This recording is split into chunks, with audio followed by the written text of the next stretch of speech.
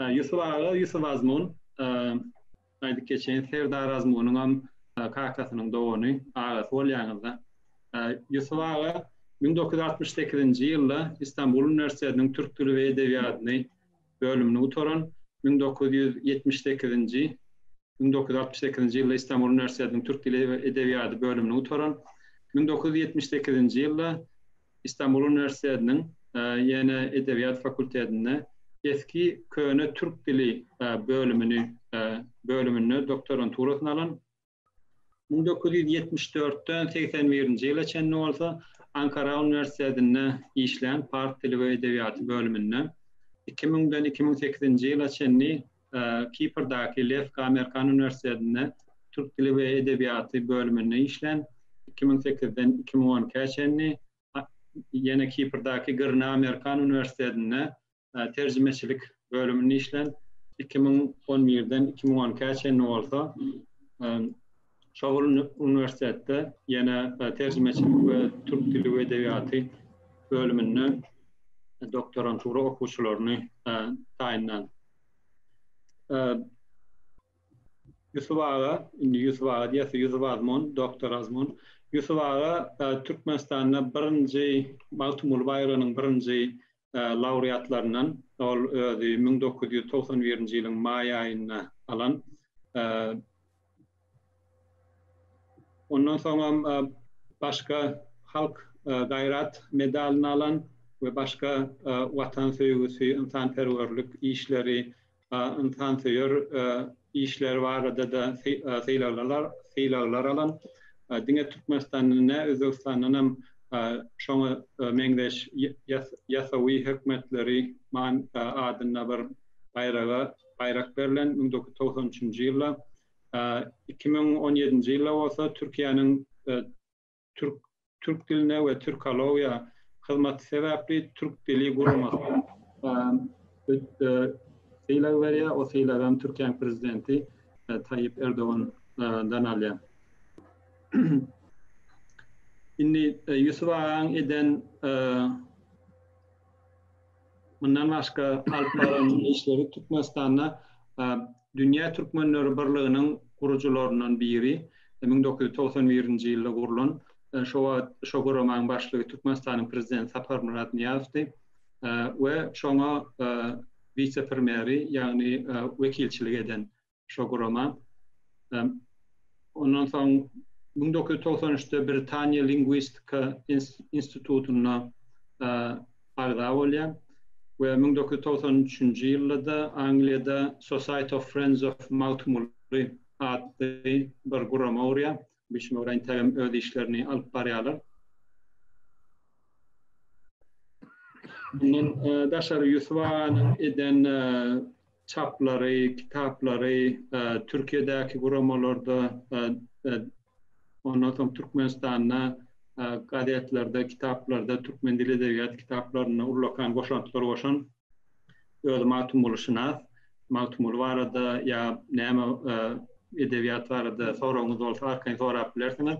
Bugünkü nememizde çeklendirme yok. Yusuf Ağa men yadadım gidecek diyençe biz devam etmekçi. Nesip olsa bugünkü teması olsa Borkut Ata'nın 3. gol yazması. Yusuf Ağa. Böyle başla vermez mi? Salam, kadirli iyileştir. Bugün Korkut Ata ya da Türkleri aydın şeyler dedi. Korkut barada gurur vermekçi. Önü bilen Korkut Ata'nın hakkında umumi bir malumat aydınladım. Son vaatlarda öten yıl tapılan bir Korkut Ata'nın teyze bir nutfası vardı. Çok olayan, sonra tanıtacak olayan Korkut Ata Türkmen ve Türk edebiyatının hazinesi diye pazar ediliyor. Fuat Köprülü Türk akademik profesör şu arada fikrini şeyle aydiya eğer diye Türk edebi eserlerin hemsini terizin bir okurasına koysam belki okurasına da korkutanı koysan korkutata ağır çeker diye. Onun için bir ehemmiyetli bir mesele. Onun için bir tanıştırmak istedim yani nemeleri. Elbette Korkut adlı eser bir eramızdan ön dören, halkın dören edebi eseri, halk edebiyatının eseri. Elbette kitap şekline girmedi. Kitap şekline 15. 16. asırlarda Erzurum ve Kars tarafından hükümdarlık eden Akkoyunlular tarafından yazılıptır diye hasap ediliyor. Onun kadimliği belli, yöne Kılıklıgat, Nemede Korkut Ata kitabında şu adı söyleyeyim, iki kol yazma var. İşte şu kol yazmalar Nemede yazılan 16. asırlarda. Biri Dresden, Germanya'da Dresden Royal Kitaphanası'nda tapılan 1815 yılda Son Diez diyen biri onu kopya edip makale edip o arada tanıdıktır. Yine biri de 50'lerde Nemede Vatikan'la tapılıyor. Onun için bir Dresden ve Vatikan nuskaları şu adı söyleyeyim var bunun. Bunlarda 12 her birine Dresden'de 12 boy değil ya hikaye var. Nemede Vatikan'da 6 hikaye var. Bunların her birinde de bir giriş var. Bunlar ikisi birbirine mengeşlik, birbirinin tefavütü yok. Yani stil taydan, kuruluş taydan biraz tefavütü. Bu öğren kadim devirde bu 12 hikayelere boy demek bir epik nemeler, hikayeler demek. Boy sonra bir Türkmen diline ertekip oluptur. Kavriyeler hekat derler. Türkmenlerin yomutların iki tayfası var. Biri iki tiresi var. Biri Atavay, Caferbay. Atavaylar hekat diye, Caferbaylar bay diye. Ne şu bay sözü boydan geliyor. Şu neme bilen bağlaşıktı. Şu Korkut Ata'nın boyları bilen bağlaşıktı. Boy sözü bod'dan geliyor. Bod doğurmak, öğretmek manasında. Mesela düğe boğutladı diye, düğe köşek doğurdu demek. Şunun için adamın dilinden aydan sözleri. Boy, şimdi bu kitapta boy var, burada soy var. Soy da sap sözünden geliyor. Sap kadimki nahili öy volyaması, sap da soy oluyor. Şunun burada soy bölümü umuman neme birbirine ritmik bir neme kafiyeler var, sözler kaytalanıyor. Kâvak bir hani refrain diyorlar İngilizce'de refrain yapıp tekrarlıyor. Ya da birbirine kafiye olup geliyor. Olur nemede. Misal için bunlar Kur'an'ı da var. Kul huvallahu ahad, Allahu samet falan böyle ritimli gelen nemeler. Şolar soy değil ya. Bir vızıklı zaten şu 12 hikayem ikisi Grek, kadim Grek klasiklerine var. Mesela için biri değerli Domrul.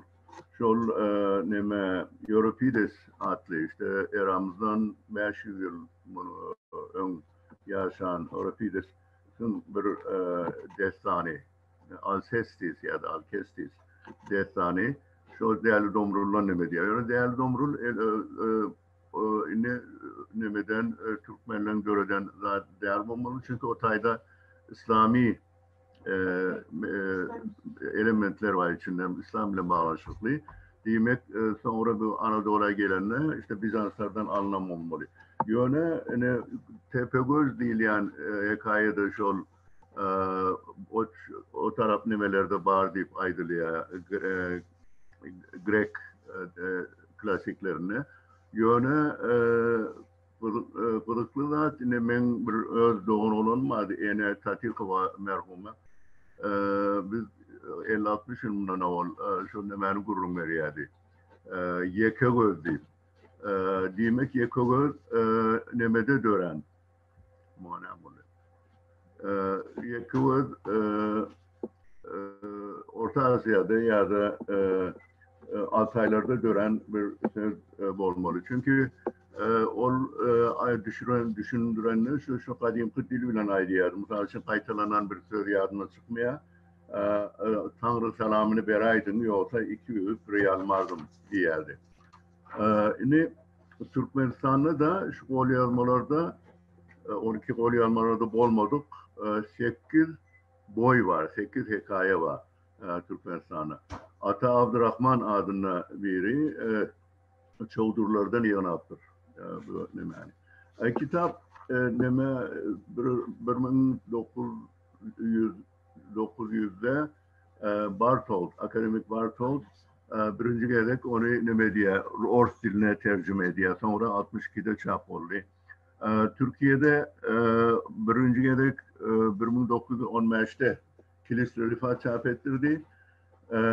Kitap bunun adı kitabı da Korkut ala lisan-ı taife Oğuzhan bir esas orijinal Dresden kitabının adı. Bu neşirde kitabın dili, stili ervet boluptur.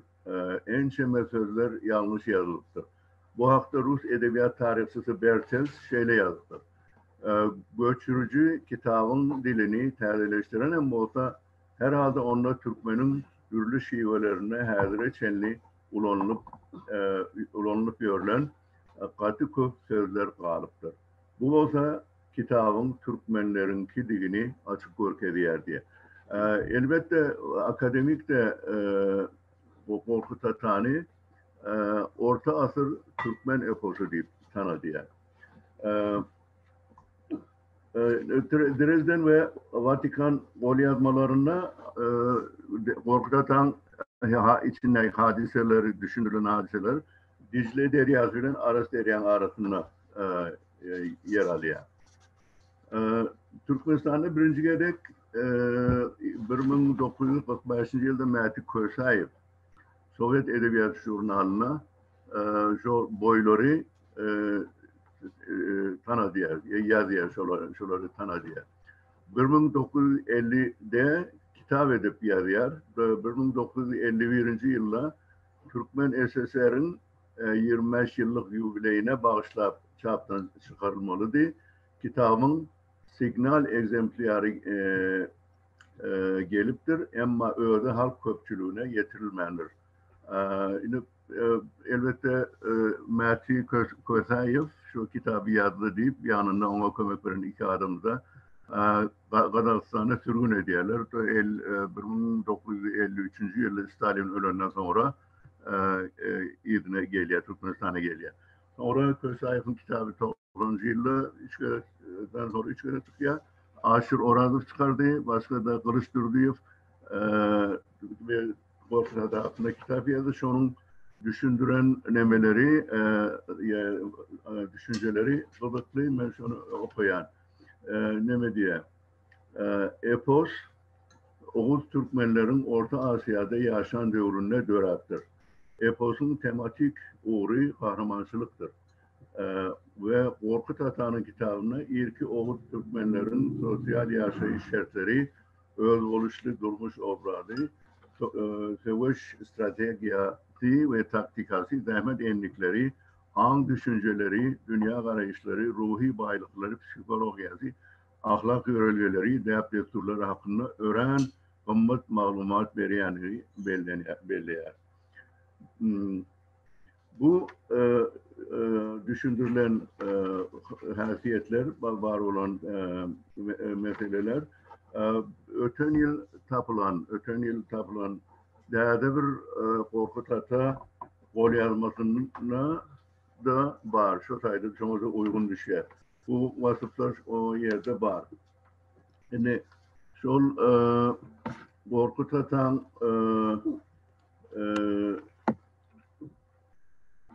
üçüncü nüshası İran'a tapıldı. Hacı Vel Muhammed Hoca. Budam kadim kitap yığınıya, ulu kitaphanesi var. Köhne kitapları, tapılmayan kitapları yığına şu sayıda koyuyor. Ve şu Tehran'da bunun köhne kitap arayan yeri var. Şu sayıda biri kitap getiriyor. Sonra görenle diye kitabı ben satacak diye, yani bu kitap diye Ağa Muhammed Han Qacar'ın ödüşün neverelerinden şuradan kalan kitap diye ve 30 dolara satıyor. Ondan sonra hikayelerini düşünürüyor. Dine bu değil başka kitapları da var. Şöyle kitapları Marı'dan kaydanlarına şu nemeler nemen kardeşleri olmalılar. Şu Qacarlar Marı'dan ben iyi kaydanlar. Bundan 150 yıl sonra şu getiriptirler diye. Yani şu kitap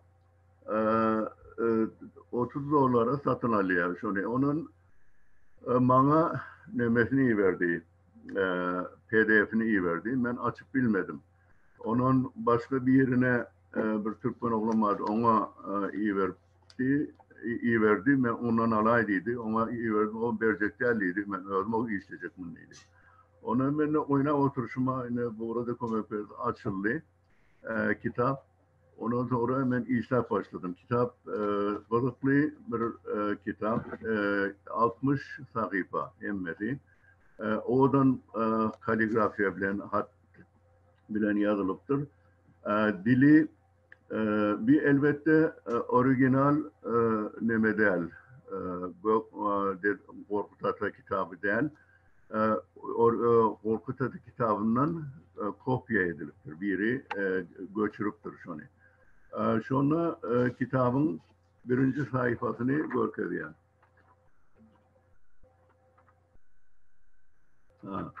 Görüşürüz yani kitap her sayfada 14 satır var. Sonra kâbir düşünüp olmayan sözleri kaptanına düşündürüş veriyor. Kâbir'in düşündürüşü doğru, kâbir yanlış. Sonra kitap birinci sayfası belli der yöne birinci kopuptur öbür tarafı yöne şeydi başlıyor. Hak Teâlâ gökten Kur'an indirdi. Arı dinli Muhammed'i okumak için. Cebrail geldi getirdi. Burak'ı Habibim, dostum olan ol Burak'ı minsin miraca gelmek için. Çünkü dosta yetişti. 91 bin kelime ortalıktan geldi geçti. Ahir son danıştı. Arı dinli dost Muhammed. Sözünü rahmet ile şefkat için. Görüşünüz yani için sözü kaytalanıyor. Bunlar soylama değil yani. Soy yani boy yerine soy demediler. Bunu nemede bir Azerbaycan biri yazıptır. Çünkü Azerbaycan dilinin tesirine, kendi kopyarına Azerbaycan dilini nemetiriyor. Köhne arkaik meseleleri de nemetmendir, yani ayırmandır. Şimdi bu kitabı bizim Veli Mahmut Hoca başkalarına da veriptir. Şuradan biri nemede bir halk edebiyatçı bir profesör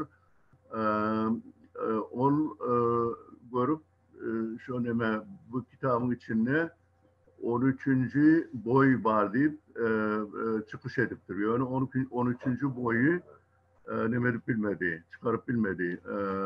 Hatta dedi ben onun kıyısaça mazmunu yazacak dedi, yazıp bilmedi o altında.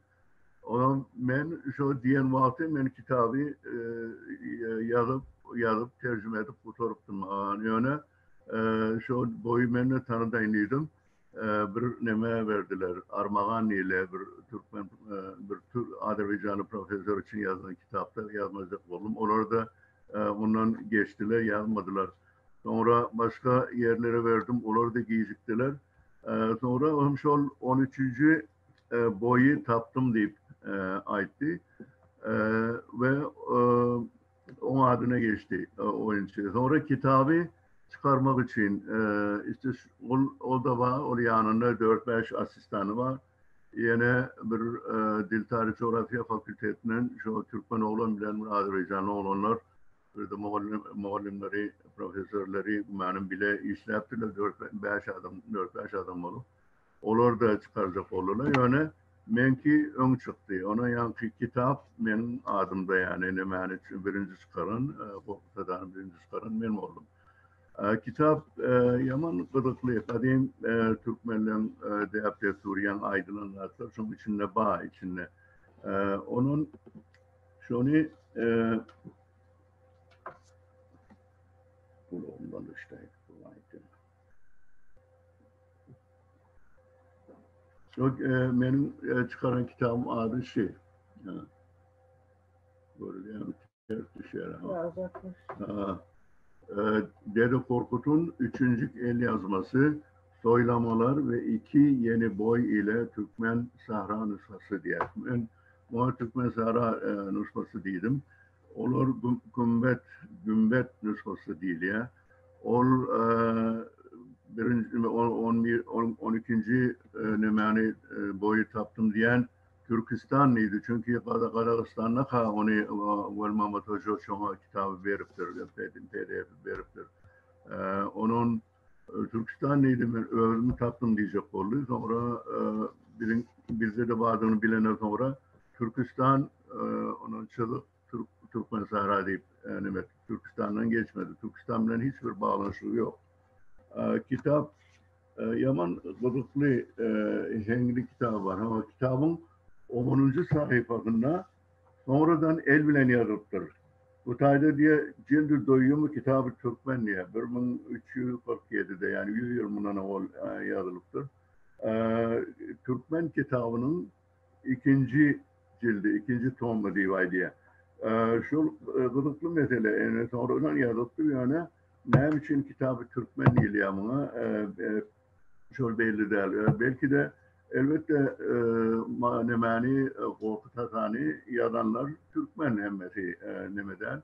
Belki Türkmen'in biri şu kitabın adını veriyor ki bu kitap bilen ne için 10. sayfada yazıyor başka yerine yoksa o da mesela belki bir kitap başka bir kitabın nemeti olmalı. 2. tomu olmalı. Sonra mesela için şunu yazanlar diye yel çeküben getirende gelende gelgin bulut yeri getirip yağmasa yağdırmasa ol bulutun gürüldeyip şakıldayıp esibeni gelduğu neye yarar? Yedilerden ayrılıptır ucuzlarım degüveni 7 katın yer altına işlemese 7 yıldan sonra kara yerin yüzünde tapılmasa, kara polat kılıcın ağzına koyulmasa 7'lerden ayrıldığı 3 yıldırım neye yarar? Görüşünüz yani neye yarar? Kaytalanıya. Sonra elbette her neme soylama bu toranla Korkut Ata şeyle değildi deyip Korkut Ata'dan söz ediliyor. Çünkü Korkut Ata bir pir. Bütün Türkiye halkların mukaddesleştiren hem mezadı bilen neme kebir rivayetlere göre neme 250 yaşayaktır. Bir rivayete göre nemen bir döv gözü yaldırıp duran bir döv eneden doğuptur deyip aydılıyor. Ondan sonra bu eramızdan önkü olmalı şaman nemesi. Hatta onu şaman gargıdlara kopuz çalmanı öğretiyen şaman deyip aydılıyor. Korkut Ata'da da şu halk kopuz sözü ne ken çalıyor. Kopuzu ken yerde çalıyor. Kopuz çaldı diye. Yöne bir kılıklı adı kopuz değil bir yerde şahatlık çaldı diye. Ama bu şahatlığın ne emediğini bilen akla. Şahatlık, şadiyanlık, beğençlilik şunu manada düşündürülüyor. Onun ben gördüm şahatlık çalta bir sağ kuralı olmalı. Onun için sonra yardıma düştü birden Türkmenlerde şadiyan deyip bir saz var. Sonku şadiyançı men bilen men bundan 60 yıl mı var, hatta 60-70 yıl mı var. Men 8-10 yaşında kam. Çat deyip biri vardı, şol çalyadı. Hatta toylarda hem de at yarışlarına sonra yakınlanan vatı şona nağara bilen yankı şadiyan çalya şadiyan bir kıysa bir arış boyuna ucuna nemeden kargıdan dil var hani nemen kıyali dilli tüydüm kıyali ama güçlü sesi var. Edil Türklerin zurna ayarlı ses veriyor. Şol neme yakınlaşanı saz çalyadı. Ona o sazın mukamının adı at getirdi. Atı sona getiriyor demedim. Çünkü at oğlanları yakınlaşanına coşturuyor. At oğlan yani men çünkü hakiki Türkmen adı at oğlan. At oğlan sözü orada Osmanlılara geçiyor. Osmanlılardan Polşa'ya geçiyor. Polşa'dan bütün Avrupa aylanan bir sözdü. Hem ulan, yulan, ulano, ulani deyip Orça'da, İtalyanca'da, İngilizce'de yulan derler. Hani bir demir doğanlı eli, naydalı nemeler görünüşünde, atın üstünde görünüyor. Bir oturuyorlar, şolara yulan derler. O işte o at olandan geliyor. Türkmenler olsa bunun çabuk su var diyorlar. Çabuk da parça, su var da parça. Ne biçimdir bilmeyen şunu. Şunu aydınlaydım. Onun için kara bulut erdemidir gökte örlemek. Kaybosak erdemidir tükelin töküp yer esinip yer su doymak. Karşı yatan Kara dağlar erdemidir, otu bitip çıkıp il yayılmak. Böyle yani hemmeti mak deyip deme geçiyor. Şöyle,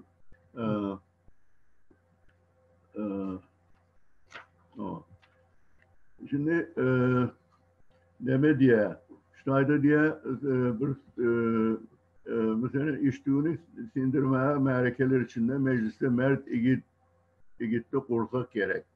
Er namusu erde gerek, er gayrati erde gerek. Eğer hatun bu dünyada namuslu gayratlı koçak gerek. Gerek redifli neme, soylama. Sonra soylama kuturan yerine şey diye.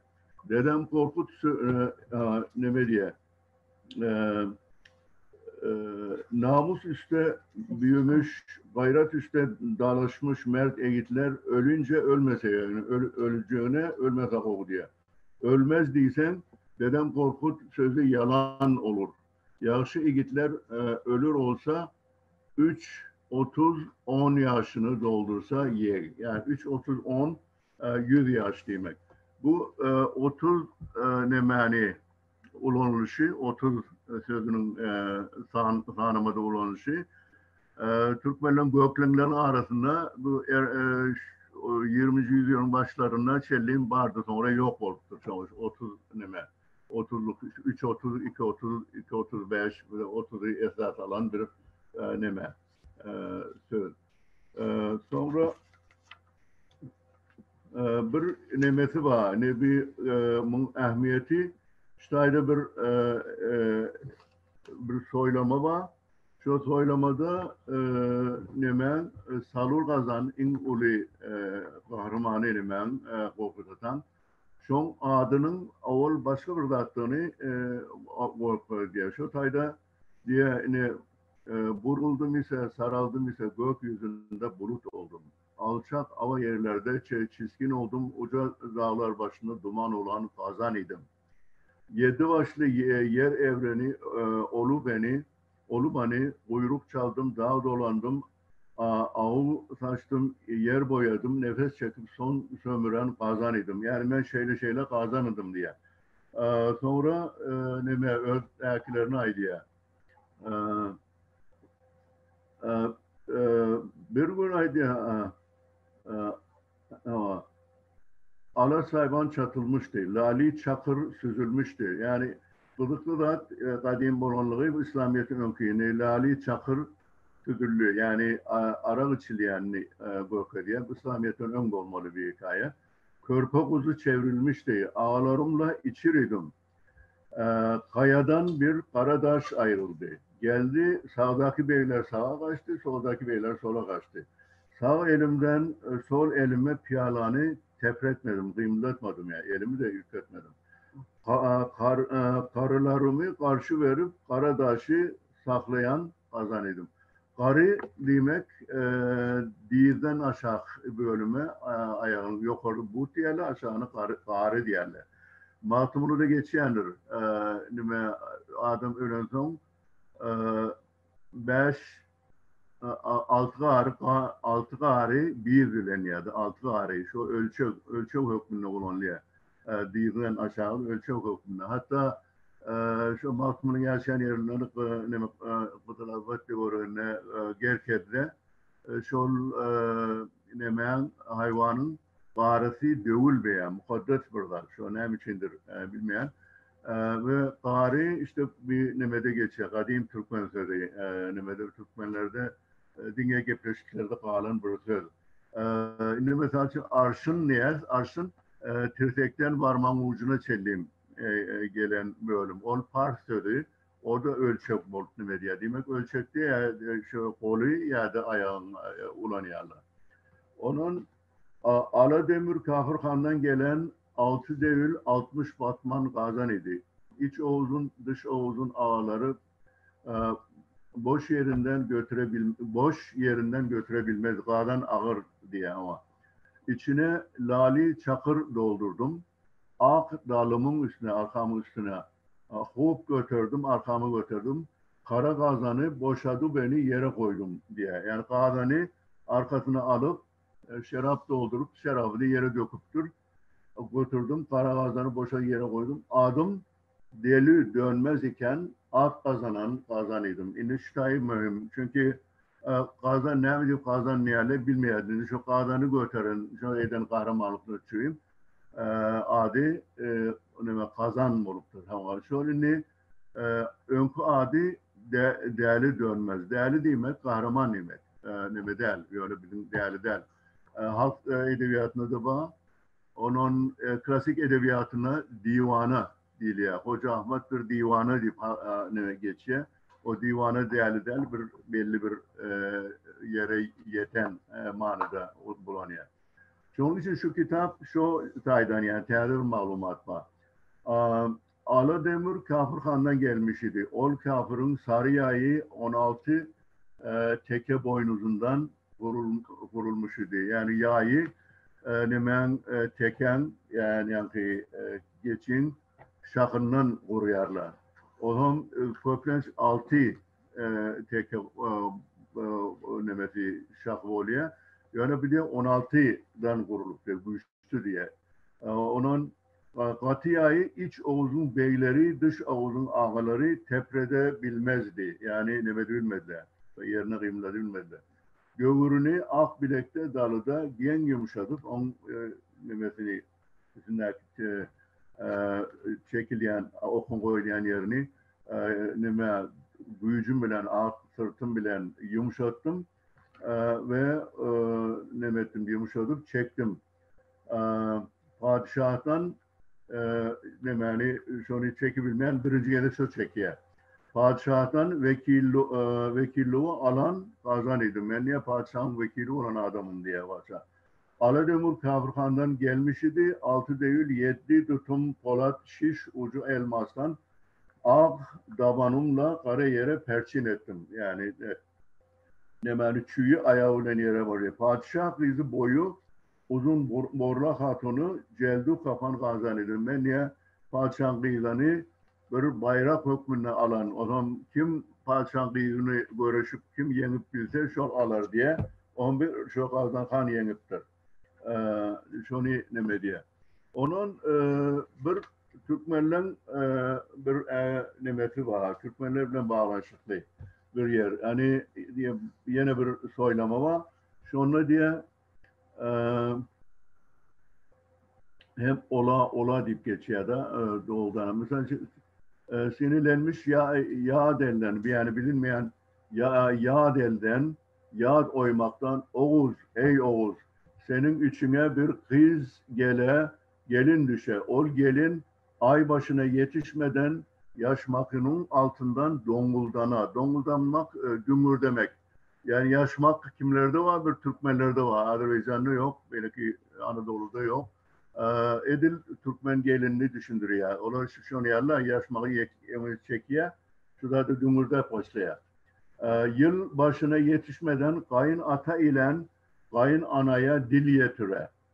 Başım baktı alp igidim, atan yaman, anan yaman, benim evceyizimi ayrı ver diye. Ayır diye. Evceyizin ayra, çadıra gücü yetmese çubuk ege, üstüne hasır sala evim der. Bir keçisi oğlak doğursa demek. Malum diye kazana gücü yetmese çömlek ala. Açık oryanım şol neme, şunu yani bıdıklı nemeler var. İn bıdıklı tarafı inne şol t'de iki neme olması. Yine bir bıdık tarafı bunun soylamaların hiçbiri beyleki nemelerde yok. Hemmesi t'de. Soylamalar belki Dresden'le belki nemedeki iki nuskada yok. Onun şunu iki pıtayda iki neme var. Yani o profesör ben 13. taptım diye onun 13. yani başka bir da neme hikaye. 14.'sü esas hikaye. Kayser yani 13. hikaye işte Kars suyunu neme Aras suyunu al ve Kars kalasını alışlarını düşündürüyor. Ol bir hikaye. Onun sonraki en sonki hikaye yani nemen Salur Kazan'ın o neme 7 başlı ajdarhani öldürüşünü neme diye. Yusuf abi bir cemleyin ne? Açık olan neşi neme t'de bir nüsha olması ulu mesele oldu, ulu Türkiye'de ulu gurrum oldu, ulu turuldu. O zaman eğer kim öğrenimkini bazımlar çap edecek oldu, menki birinci gedek çap oldu. Menki o zaman şu birinci çap edilen kitap oluyor. Ondan sonra başkaları da çap ettiler. Her onu söyleyeyim, inni 7'sini çap ettiler. İnni şol nemede bıdıklıyım. Ben her Türkmenin eline bulmalı. Herdir ben bunu neme diyen. İngiliz diline tercüme ediyen.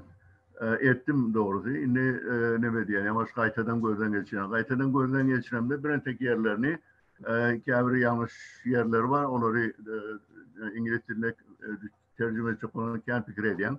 Sonra kâbir yanlışlıkları taptım, onları da düzelttim. Çünkü katı yanlışlıkken bir neme, yadan adam kendi yanlış koyuyordur. Ondan sonra netip olsa Türkmençesine de çap eder. Yöne inşallah Türkmenler de okarlar.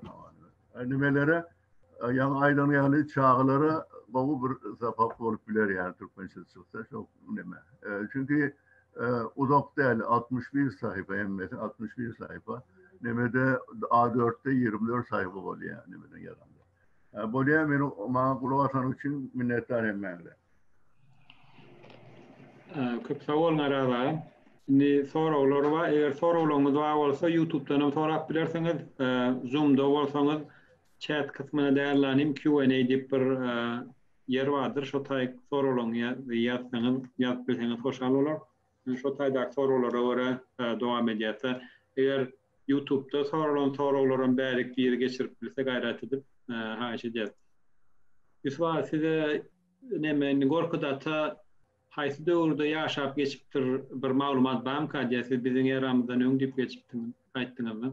Haysi döwürde ýaşany belli däl. Ýöne gadim nemen Ünal bir padişah var, şu Oğuz padişahları. Şoma geňeşçi bolupdur diýilýär. Hatta şo diye neme şon vekili olup ilçisi olup peygamberin yanına gidipdir deyip şonu yani rivayetler de bunlar hiçbir neme değil. Yani ben okumanı nimetim Ptay'da 366 yaşadım diye Ptay'da öyle. Başka bir kadimki nemede Dresden'de 250 yaşani aydılıya. O zaman şaman bolonluğu aydılıya. Elbette şunun için ben aytım ol açık bir neme değil. Belki de bir halkın geliştiren bir karakteri de olup bilir. Yani bir pir hükmünde, bir kahraman hükmünde de olup bilir. Onun için onun yaşam devrini bilip olmuyor. Her onun için bilen yok hazır. Sizin kitabınızı nereden alıp bilirsiniz? Soruyorlar. Türkmenler için gen soru. Ama ben nemede şu ulu kokturdu. Türkler kadim studentler hemmeti kutlayarlar. Yeke Türkmen benden haber almadı. Ne bir kitap neme Kutlu Yayın Evi. Kutlu Yayın Evi. İstanbul'da nemede Bahçeli Evler'de yayın evinin öğüdü neme diye. Neşriyatçının öğüdü Tatya. Dağıtımcı bilen ılalışmanılar dine şon öğründen alıp olur. Kutlu Yayın Evi deyip o internette tapardılar. Amazon'da da hatta yoktur Yusuf. Amazon'da yok.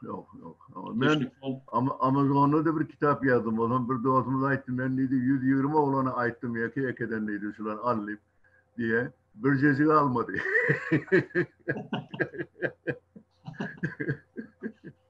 Düşünükli. Hani onu dine Türkiye'dekiler alıp bilecekler.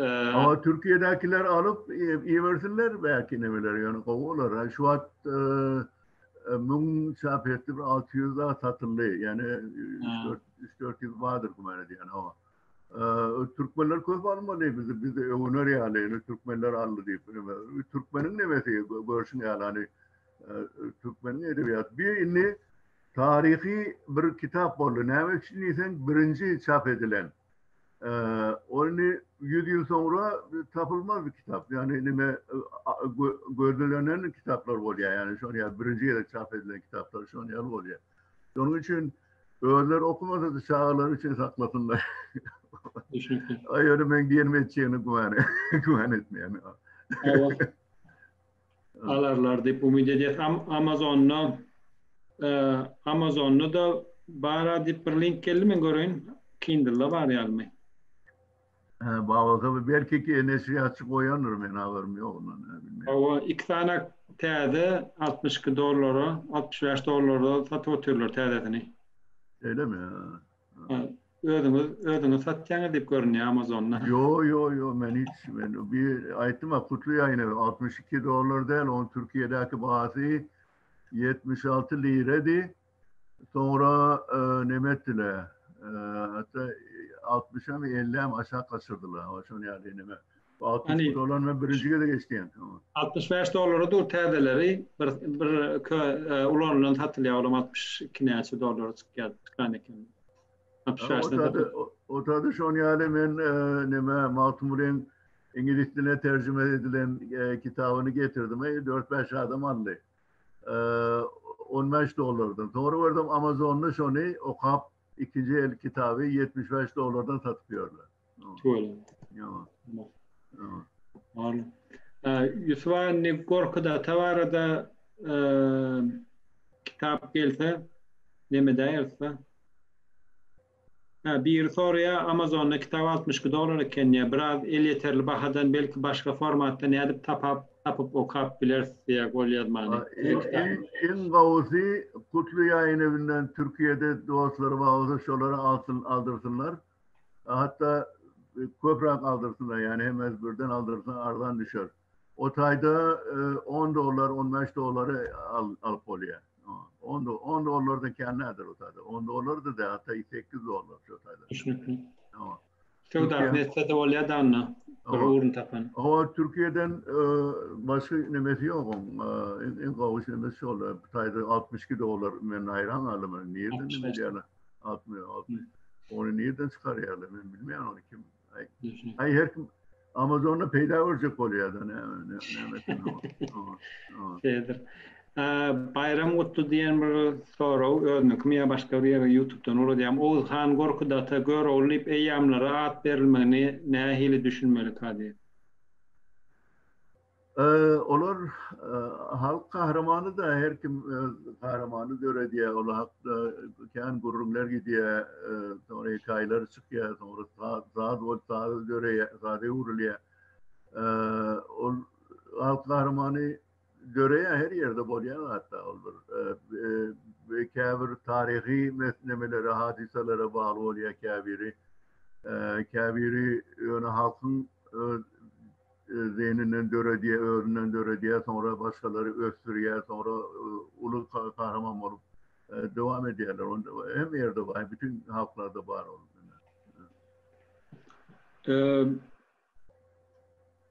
Bir soruyan kitaba değişi ondan kitap yazan vaktinde ne hayt gençlikler yüzde çıkıyor kitap yazmanı başlamadan önce ne amellerini sermeye maslahat ver yani. Kitap benim için en kıyın tarafı teknoloji. Sonra umarım öğrenmen kompüteri bir maşinka hükmünde kullanıyor yani daktilo diye de Türkler sonra kullanıyor. Önemetmek kitap yazmak ne her illi kitap yazmak var da ne kitap kâviri roman yazıyor kâviri koşku yazıyor ol haysi demede bilen meseleler bağlı sonra kitap yazdılar. Kitap yazanda elbette materyalleri yığınamalı. Ona bütün çeşmeleri yığınamalı. Ondan sonra oturup bir plan çıkarmalı. Şu kitabın bölümleri var. Şu plan olmalı yani. Birinci neme girişi olmalı, ikinci şu olmalı, sonra neme olmalı yani. Ondan sonra yazıp yamaçlardan yazıyan, çiziyen, poziyan ya da yırtıp ayırayan aynı bu olmadı diye baytadan yazıyan. Şu yani uzak vaktin devamında öğrenişen nemeleri yazmalı.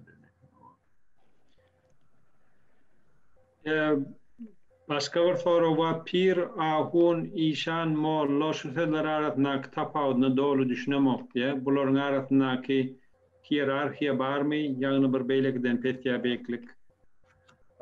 Elbette molla dini ilmini okuğunu kurtarmadık ahun. Ahun olsa hemmeden okuyup bütün belli bir kitaplar var. Nemede kadim, nemede çap edilen kazanla çap oluyordu kadim devirlerde. Ben kakam ahun dışarıda ondan biliyorum. Molla değil sonra tam üstünü getirdi ahun molla. Onun şu kitapları okuyup kurtaransan ahun mollarlar. İşan olsa ay bir ahun adamın oğlu ya da bir dini bir hasiyeti olan bir adam İşan ulu hani İşan demek hani Türklerde burada hazretleri diyorlar ahrim.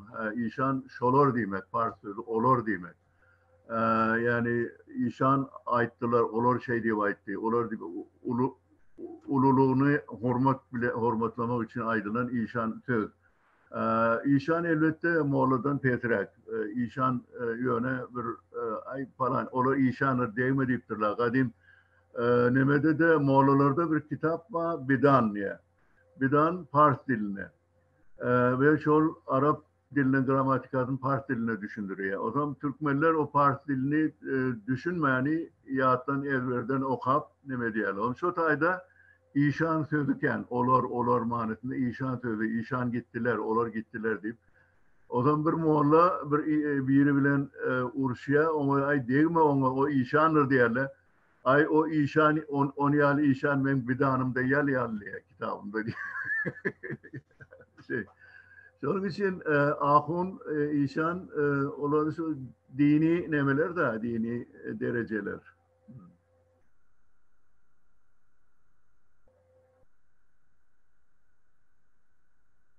Ses gelmiyor. Sesim bir imal etmesini yaptım o zaman açmak yattan çıkıyor. Korkuda tan başkalar yağday var da malumat var mı ka? Oğuzhan'ı biliyet. yöne Gorkuda tamaşkalası vardı hiç malumatımız yok. Tip Gowhar Namradıma soruyor. Maşgalası yok. Hiçbir yerde o maşgalasından söz edilmeye. Hiçbir yerde. Yok. Nimesi yok. Ol bir yani şöyle diyorum peygamber yani bir uli mukaddes şahsiyet de o ayağından kendi söz edilmeye. Ayallar elbette Türkmen medeniyetine ayal için hanım değil ya. Hanım. Hanım değilmeli o da Şaman devrinde. Müslümançılıktan önkü devirde. Han sonraki men hanım demek değil. Emme demek. Bu göklenlerde var. Emme ene demek. Hanene. Ondan sonra son devirlere çeleyim bazı şu hanene, begene, men yaş vaktinde badi. Ondan sonra bir begene diyen bir ayarın adi lakamı altını verilip öğlen son begene değildi. Şu begene Türkmenler nemeleri hanlar buyruk veriyor. İşte Tayda nemede de Korkutada da han neme ayarlan gücü neme uludur.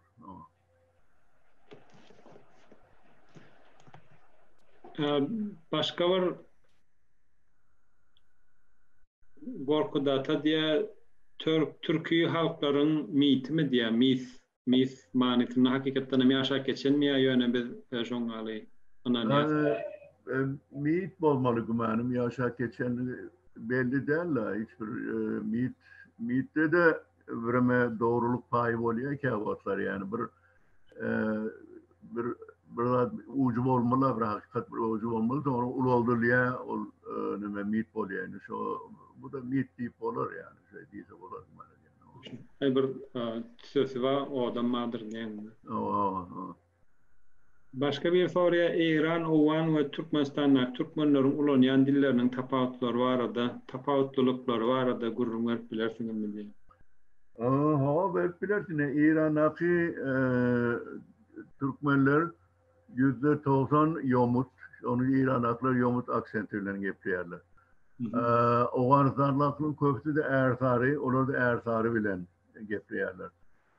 Bu dillerde elbette hem mesela Türkmençe'de dine şol gidiyer geliyer meselesi şol birinci her zaman işlikleri nemesi tefavüt ediyor. Mesela için Türkmenler yomutlar ve tekelerde Aşkabat'ta neme işte gidiyer geliyer deyip aydiyerler. Gidiyer geliyer deyip aydiyerler. Gökrenlerde gidiyor oluyor. Onun ersarlarda gidiyor oluyor. Nemede sarıklarda gidiyor oluyor. Yani şular belli ediyor yani şu ulanışlar. Yoksa sözler aynı birbirinden hiç tefavüt yok. Hem de Türkmen dili. Hatta gidiyen adam, geliyen adam diye şunu ersarlar gidiyor adam, geliyor adam. Hatta ben televizyonda çıkış ediyordu. Bir ayağın sonu gördüm ben şunu ayrıldıydım gidiyen diyeyim gidiyor dedim. Yani olan öğrenişen dili ama devip olmuyorlar şu öderi şunu düşünüyor. Düşün. Yani devletler hükmünde mesela biz Türkmenistan'ın diline Rus dilinin tesiri haskenine yani İran'ın hani o diyen tapardığının dışında da yani İran'ın kıda Yahuan'ın kıda Pars dillerinin Baba elbette nemede Afganistan'da Afgan deri diyorlar. Afgan parçasının tesiri ulu. Hatta olur salamlaşanla da ayrılışanla selamun aleyküm diye. Olur şu Afganlar şey diyorlar ayrılışanla. Onun İran Türkmenlerinde de elbette Farsçanın tesirken hani ay bir tesiri %70'i Farsça diyeceğim olacak yani. Adamına bağlı. O zaman Fars mektebine olan parti oranına olanlar onlar Farsçanı kendi tesir ediyorlar. Dine dil bilen, edebiyat bilen, koşku bilen bağlaşıklı hareket eden nemeler var. Türkmenler var. Onlar dillerini kovuk yapıyorlar. Olan neme olur da sahne az. Yani okuğu olanlar köplenç parça karıştırıyorlar. Ova halkı parti dilini karıştırmıyor çünkü parti dilini kovuk bilmeyenler. Onu İran'da da şu Türkmenistan'daki şu ketellerden bağda. Doğrudur. Doğru. Tarihten gelen asıl yoyulmadık Türkmenliği, yani Türkmen şahsiyeti öğrenmek için haydi çeşmeleri ya da haydi aftarların kitaplarını okumanı maslahat veriyeniz ya. Korkuda tanışı. Korkut Ata içinde bir malumat var. Şu Faruk adı yanlışlık. Oğuzlar diye bir kitabı var. Faruk Hocam. Oğuzlar diye parantezin içinde de diye Türkmenler diye şu tayda en kovu çeşme şudur Türkçe kitap. Ama onun var Türk mitolojisi diye bir kitap var. O tayda da şu kadim Türkmen deyaplarını tapsa oluyor. Misal için ben şu taydan işte Türkmen şamanizmiyle bağlaşıklı halılar öyle değişikliği nemeler var, motifler var. Şunların nereden geldiğini öğrendim. Misal için koçun şahı, şamanizmde koç mukaddes bir hayvan. Şun şahı ulanılıyor deyip şu kitaptan öğrendim. Hem mesela şu kadim halk aydımlarının içindeki mukamların nereden gelip çıkışı. Hem de şunda var. Türk mitolojisi diye kitap vardı. Başka sonra var Iraklı Türkmenler haydi dille gürleyeler kadiye. Hani adi Türkmen olanlar. Onlar ne coğrafya neme de tesir ediyor dil. Birime yer uyutkanını teoretten alıyor.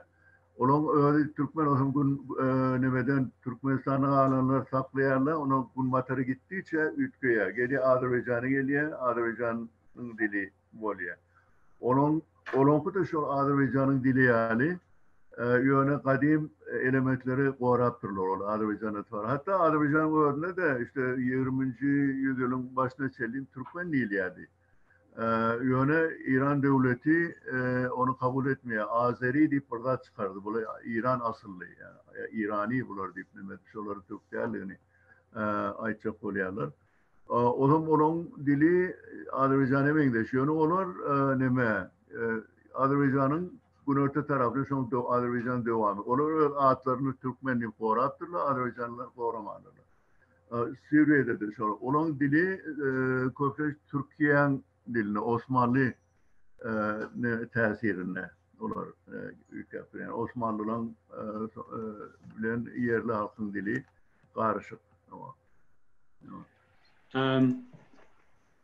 Tire tayfalan dil tapawutlukları aýdalalyk sebäbi hukmyny görkezýänler var diye YouTube'dan sorapdyrlar.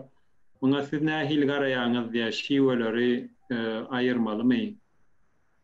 Ya şiweleri agaldyrmalymy? Bunu ayırmak diye bir zat yok. Hiçbir zat elle girmeliler. Benim fikrimce. Şiveler onlar ödünden ayrılıyor. Yani mesela için bir Save diyen yerde İran'da Halaç tip bir halk var. Şolar dili Kaşgarlı Mahmud'un devrine kalan dil. Yaman kırıklı dil. 1968'de taptılar.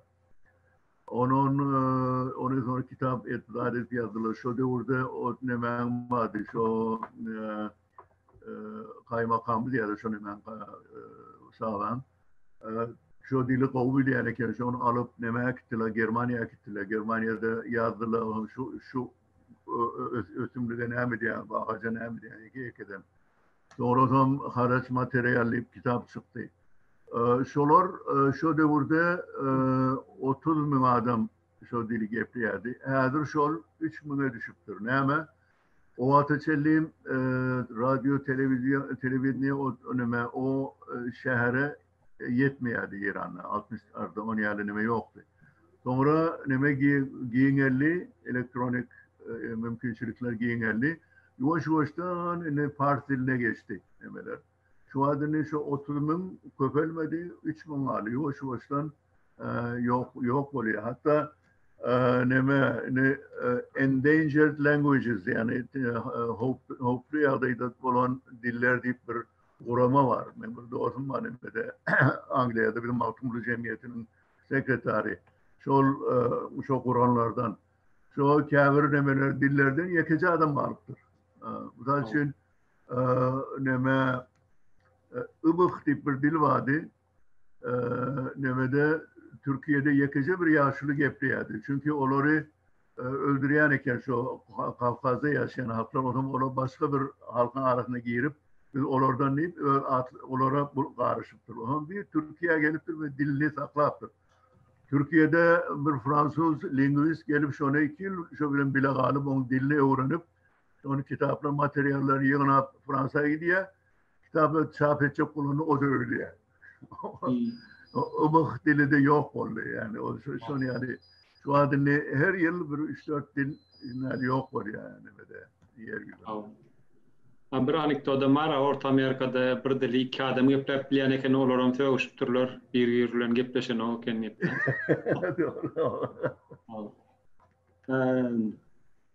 Başga dillere garaňda türkmen diline näme üçin dialektler gaty köp öýdi assume edýär. Mysal üçin rus diline, ingliz diline ýa-da türk diline beýle köp dialekt görmek bolanok. Munyň sebebi näme diýip soraýar. Serdar Uraz. Orada diyalekt var. Bütün İngiliz diline mesela diyalekt var. Hatta düşünüp olmayacak diyalektler var. Yani uzak Batı'nın devamında dil güçlü olan o diyalektler yok olupdur. Yavaş yavaştan yani mümkünçülükler. Hatta bir dili vardı. Şu kadim dil, şu adi adını yok. Şu erkim onu diyalektik yapıyorduk, onun nemedirle değişik vaat edip onu oynaptırlar. O zaman halk İngiliz dilini yapıp başladı, sonra yok oluptur şu dil. Tapmadılar. Şimdi şu dille kadim hatta bir İncil yazılan eken. Şu İncil'den şu dili kaytadan canlandıracak olup başlarına. Yani diller elbette dil güçlü olanla diyalekler ne diye ağdalıya. Arada soruya şu Kaşkay dili İran'a Kaşkay dili Türkmen dilinin bir görünüşü mü? Doğru. Türkmen dili Oğuz topar vardı. Oğuz toparı. Bunlar Oğuz toparı enesi Türkmen. Onun yanında Azerbaycan var. Türkiye Türkçesi var. Kaşkay'da var. Kaşkay'da Oğuz ama Türkmenlere yakın. YouTube'dan bir soruya Türkmen diline reforma nähil etse bolar? Muny kim etmeli? Döwlet mi ýa-da halk diýip soraýar. Dil reformunu elbette devlet eder. Halk nähil etsin o dil reformunu. O belli zaten. O devlet ne şu an Türkmen diline de kâbir meseleler var. Şu an en sonki 2 ulu konferansiya 54'te sonuncusu. Ondan sonra bir dil konferansiyatı olmadı yani ya da kongresi siyazdı olmadı. Yani Türkmen sana açan olur bilmeyen devlete var orada. Teşekkür. Buna cevap verdik. Türkmen familyasının sonuna ov ya da yeva koşulmalarına siz nähile garaýaňyz? Ol devletin döreden bir zady. Onu ütkötmek afat değil. Şu an men bilýän Azerbaycan'da dostum var öýdi gaty şu Muradov diýýärdi. Ýigireni ýaşany islemýär. Ýöne onu ütkötmek üçin näme bir 5-6 ýyl çözüşmeli yani mesela. Afat değil. O da devlete bağlı yani devlet eğer nemetse karar verse oflar kaldırsa bolup biler yani ulu işte ol anlatlar ol 1 milyonlarca adam nemesini dosyasını yükletmek. Türkmen dilinin Türkmen halkynyň köpçülikliğini ulanmagyny gazanmak maksady bilen sizin pikiriňizçe döwlet ýaýlymlaryna we metbuatlaryna diňe resmi dilin ulanylmagy täsirlimi ýa-da türlü diyalektlerin, aksanlaryň hem ulanylmagy täsiri bolarmy diýip soraýar. Elbette aksanların tesiri varken zaten aksanlardan alınıyor. Aksanlar katı ulu dil çeşmesi. Mesela için ben nemeni bağırlayadım. Yurt sözünün etimologiyası. Sonra onu Türkmen dilinin bir diyalektine taptım. Şu yurt sözü. Çünkü ben gepleyen dilimde yurt diyeyim yerle yuvurt değil ya. Yuvurt. Hatta Kemine'de de yuvurt deyip geçiyor. Şöyle ama.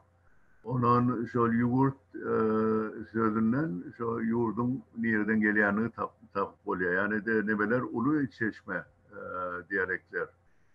Onları elbette korumak için o dillerde neşriyat olmalı.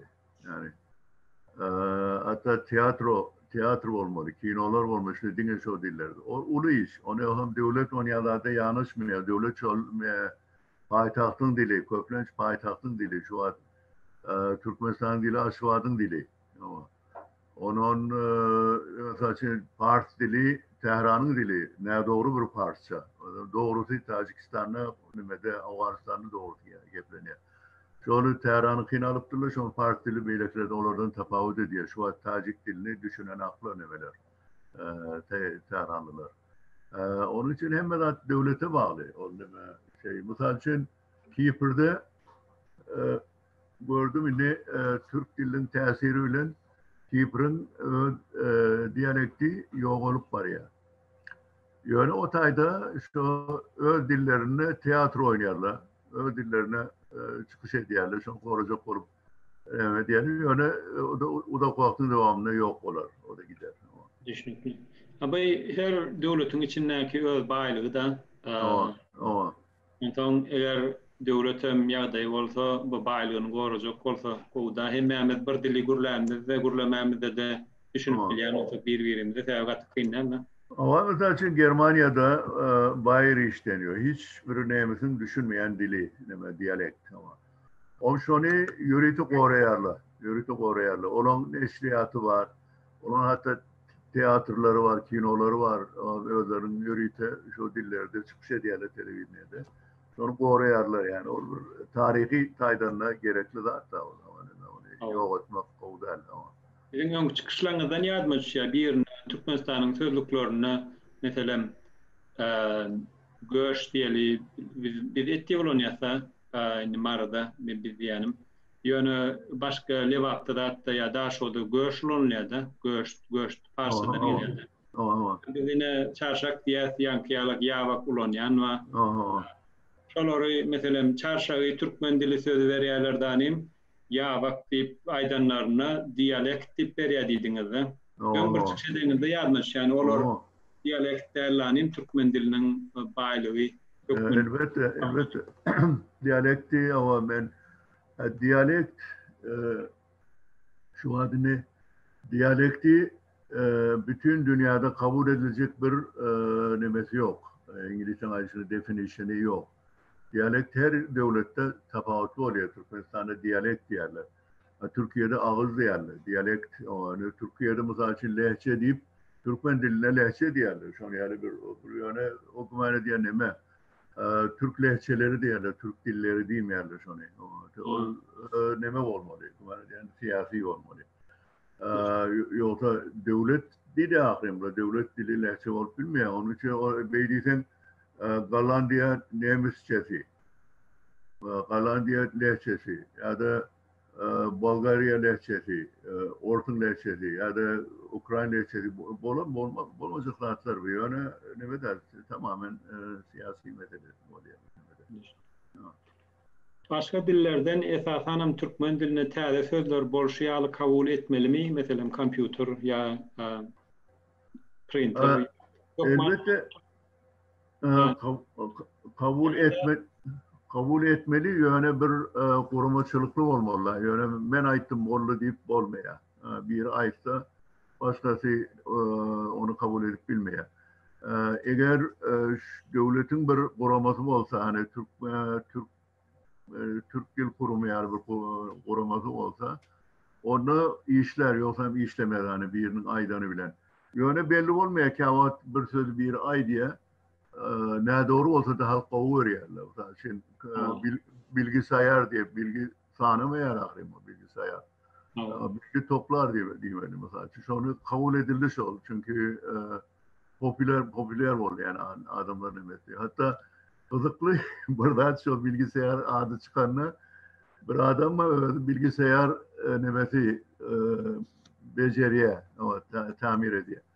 Şu Ecevit kalkın şu an bilgisayar adı veriptirler. O familyası da uzman, bilgisayar uzman, öldü bilgisayar uzmanı o. Ne mi adın ne mi bilgisayar deniyor her kim değişen mi diyor. Yok şunu bilen bilgisayar.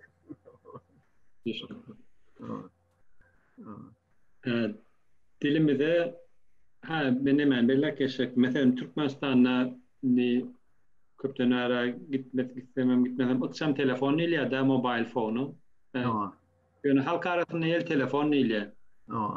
Hani resmi dil akşam oluyor halk kullanı nokta akşam telefonu men akşam mazan ettiği nokta hiç kim elimizden ettiğlerden. Hani Türkmen resmi dille bir berleyen ya da yine de halk ayçını veya halı matakan ulanı nokta. Şu yani mesela ben Türk Dil Kurumu'nun şu özleştirme kılavuzunu ben teyarladım. Sonra kendi zatları Türkmençeden alıp koydum. Ama hiçbir nemedilmedi. Mesela için müshil yerde de iç türgüç dedim. Ondan sonra ilk kötüle iç türdürücü değildi. Hiç yine de müshilliydi ya adamlar nemeler. Onun mesela için itfaiye diyorlar anneme o söndürüyorları. Ben şunu öğretmen ilan edip söndürmenliydim. Söndürmen kovusu da şu hiç kabul edilmedi. Yani eğer devletin başlığı meşhur bir adam ulansa onu sonra yayraya. Kâvr sözleri mesela için Ecevit Aydan'ın sonra yayrayadı. Ecevit Aydan şey için demetmeydi, bilmeydi söylemetmeydi. Sonra yani onlar devletin şartlarına, durmuş şartlarına bağlı bulan emmetine bedel. Dilimizde Arap Fars dillerinin hayfi ulumu ya da bizim dilimizde hayfi dilin tesiri olu ka Arap Fars ya da Rus dili. Anne yerine göre Türkmenistan'la Rus diliken tesir ediptir.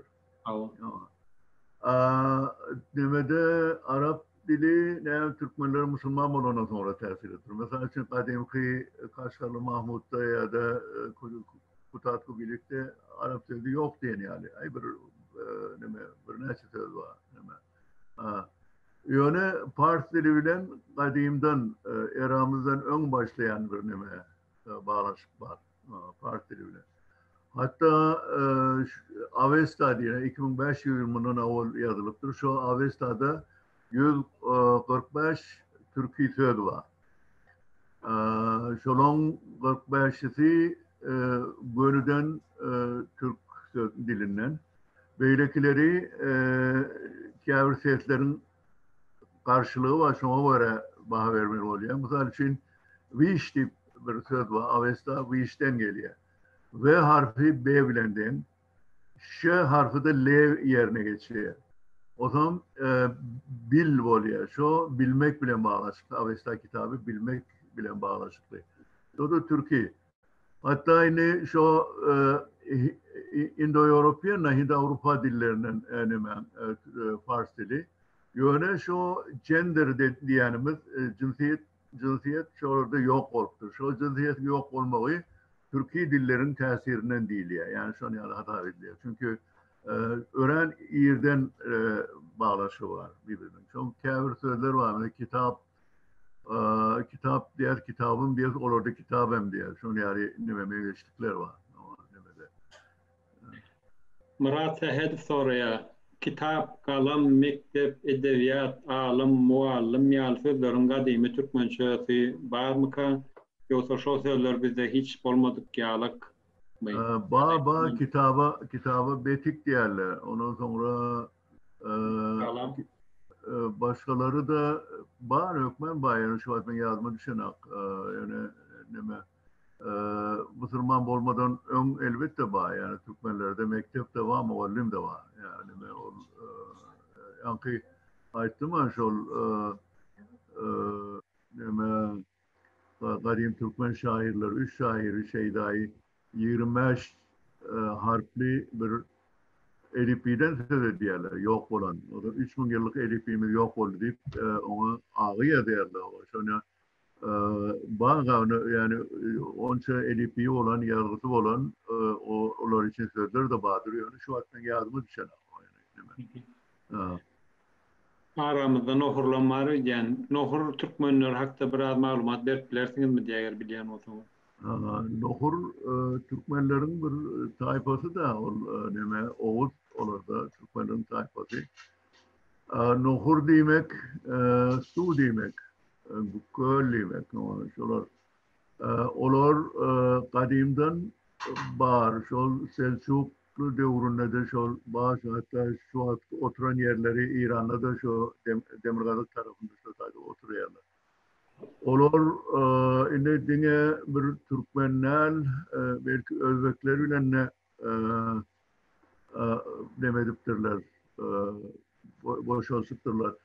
Başka hakları bilenken karışıktır olur. Pars nemeleri bilen. Mesela için şunun fonetikası neme deyip hasap ediliyor. Şunun oturuyan yerlerine Kürtler çok var. Kadim şu Türkmenler şu taraftan hücum ediyorken Parslara. O sonra Kürtleri getiriptirler şu sayede nemeleri Türkmenlerin önüne almak için. Kürtler bilen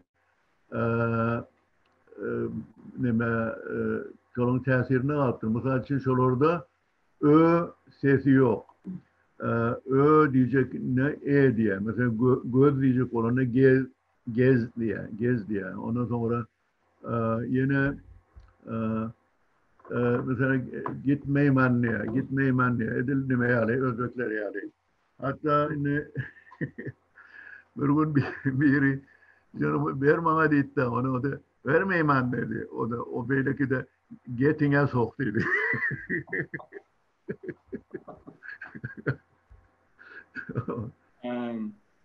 Bir sonraki köne merda Selçuklular wagtyna ulandan haýsy dil kadýa şu dillen bir ulanlayan ýaýbanly ulanlayan yer barmy kad? Gıynatakta Selçuklular Türkmen dilinden, Ö dilinden köp Fars diline ünsürtürler. Fars dilinin en öten devri Selçuklular devri. Onlar bütün yazılan Arap Fars sözlerine sponsorluk ediyorlar ama Türkiye etmiyorlar. Hatta Kaşgarlı Mahmut Selçuklular devrine yazıya şu Divan Lugat Türk'ünü şunu Selçuklulara vermiyor ya da onlar kabul etmiyor belli değil. Yani Selçuklulara vermeyen Araplara veriyor. El Muktedi bir arabı. Sonra kitap şu Türkiye dili mühimdir. Hatta bir örneğin bir neme çıkarıyor, hadis çıkarıyor. Yani Türk devletleri, güçlü devletler olan dilini öğrenmek gerektiği bir hadis var deyip sonra yazıyor. Şey deyip olarak kabul ediyor Araplara. Arap dilini yazıyor. Sonra o zaman şu Arap diline Türk dilinin gramatikasında yazıp duruyor. O tapılmaya her bunu söyleyeyim. Onun için Selçuklulardan hiçbir hayır yok. Ben çok taraftarı. Ne çok ne diyen hemen kıyanayan olan ne üns vermezliğine. Onlar çok neme eskerlik tarafına ağırlan tarıptırlar. Onlar çok devlet gücü şotaydı, olan gücü şotaydı. Dil bilen, edebiyat bilen kendi meşgul olmalılar. Wagtlar olmandyr dama. Bir soruya dünya Türkmenleri umum san näçe kadýa bilemi bilýän. Ben her hilde ayrı oluyordan kendi bilip olmuyor. Yani aydışlarına göre Türkmenistan'da 5 milyon olsa, Afganistan'da 2 milyon, İran'da 2 milyon. Şular belli aşağı yukarı. Onun başka yerlerde de galiyan olur da yani 1 milyon olmaz o taylıklarda galiyan. Kazakistan'da şu taylıklarda olur 1 milyon olmaz. Demede akide var 200 bin Hıtay'da var. Salır olur. Salar diyorlar. Olan dilleri de büyük yaptır olur yani. Salırlara mendem yani. Belki Uygurluğun tesiri bilen ütken olmalı. Burada şu tayda var. Onun yönü kızıklı bir deme. İran'ı sarıklar güvenme var. Sarıklar şu Pars'ın Horasan tarafında deme. Bir şehirde yerleşiptirler. Her onun için şu önkü depleri bilen, önkü enerji bilen, önkü aydımları bilen şurada yaşatıyorlar. Hiç kime bulaşmadı. Onlar sarık nemede İran'ın. Türkmenlerin çoğudur tayfası var da aydıp beren diye. Atamlar. Çoğudur tayfası en kadimi tayfalardan. O 24 Oğuz tayfadan şunun biri çoğaldırdık aydılya olarak. Onlar öğren kadimi hatta şolarda yani Ata Abdurrahman deyip biri şolardan 8 ben aytmak yarına çıkardı. 8 Korkut'ta boyu şolardan yığınaptır. Şolarda bağ. Ama nemelerde bolmadık. Yani 12'nin içinde bolmadık boy yani şu hikayeler. Şolardan yığınaptır. Bunlar olan kadimliğini görkediyor. Onlar ama ben biliyorum sonuçta yani başka kadim tarihte adları geçen ulu halk öyle sonra adalık bir nesaneni ve adalık karşıya da yok oluyor ama. Şimdi siz Martumurşunatsa şu an yaşap görenin ol Martumurşunatsan bir bileme başka Martumurşunatsan şu Martumur'un goşkusu var tek yomut göklön yadralili bir sofrada tayar kılın taşlar sofrada tayar kılın taşlar deyip. Şu Martumur'un yoğdu goşkusu mu? Hani yani bir beş siren taraptır da başkalarını tanımandır. Ol teki yomut göklön yadralili bir devlete kulluk ettik beşimiziydi. Şunu ne var? Ol sebebi Martumur'un derdi İran şahi olup Qajarlar Türkmenler qırıptırlar. Şu nime çöp olup, şahiye çöp olup ama Qajarlar özellik Laytada ağan. O zaman nimen derdi de şu Sünniler nime diye, Sünni İran'ın peyda yok, bu Sünni gerek diye. Şunun için nime Afganistan'ın padişahını Ahmet Şah vardı. Koşuya diye, Matmuri Şahlar vardı, koşuya diye adamda. Şunu koşu yazmağı. O zaman on tireler hem mesela şol nemede Günör Türkmenistan Günörte tarafından şairlere karşı olan neme halk. Şol beşava teke yomut göklen yağdır alili hem şu nemede Türkmenistan'ın Günörte tarafından şu şairlere karşı şoları tetiye. Çünkü onlar birbiriyle vuruşuyorlar o atlar. Onu şunu birleştirecek oluyor. O zaman bir devlete değil o. Yani o devirde devlet yok. Devlet İran'da da devlet yok. Orada dinastiyalar var. O devlet temrilatı yok. Osmanlı devleti var. Onlar devlet. Yekeden hem Grajalar'ın adı hem de adı var. İran'da yok. Ama Türkmenistan'da hiç yok devlet. O zaman onu kâvir kolu yazmaları bir padişah kulluk etsek beşimiz diye. O zaman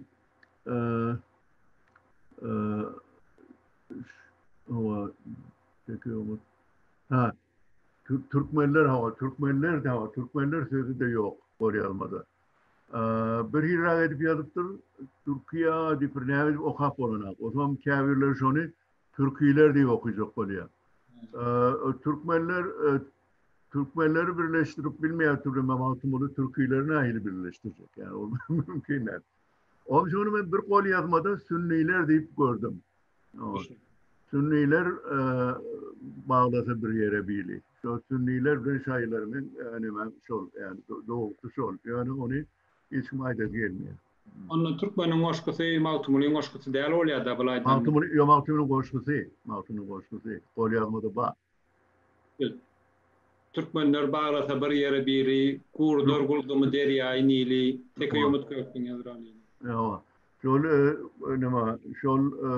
yöne şu Ayça Kolyan'ın şu kol yazmada Türkmenler de onu sonradan nemet Türkmenler sözü değil şu tadı kol yazmalarda. Şu tayda aksız düşünüyorum. O Matumur'u Matmuriyeti yani şu söz vereme nemella. Ya söz yönü son goýlaýan ýa-ni. Oylayın hava. Devlet deyip de ona sonradan koyupturlar. Devlete kullu etsin. Devlet yok aslında. Yo, bir suproda men okan ýaz O demem. başka. O başka. Bir sofrada o başka. Başka bir başka da. Bir sofrada diyen başka bir başka. Neme. O da yomut koklarını tercih edip ödünden şunu yer bir. O başka bir. O başka bir başka. Ama o goşky ýöne ýanky okan dememde dörtlükde şol Türkmenler bağlasa bir yere bili urdur de gurdum yer ýaýnyly teke yomut göklüň ýadralyly bir tuproda taýýar kılıntaşlar. Yok bir devlete kullu etsek başıyımız ama. Elim bir devlete kullu etsek başym doğru.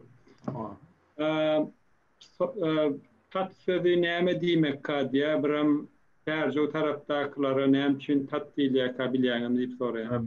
Bilýän ama tat Türkmen dilinde Türkmen bolmadık adamlara ayrılıyor. Yani yerli bolmadık adamlar. Mesela Türkmenler Özbeklere tat diýerler.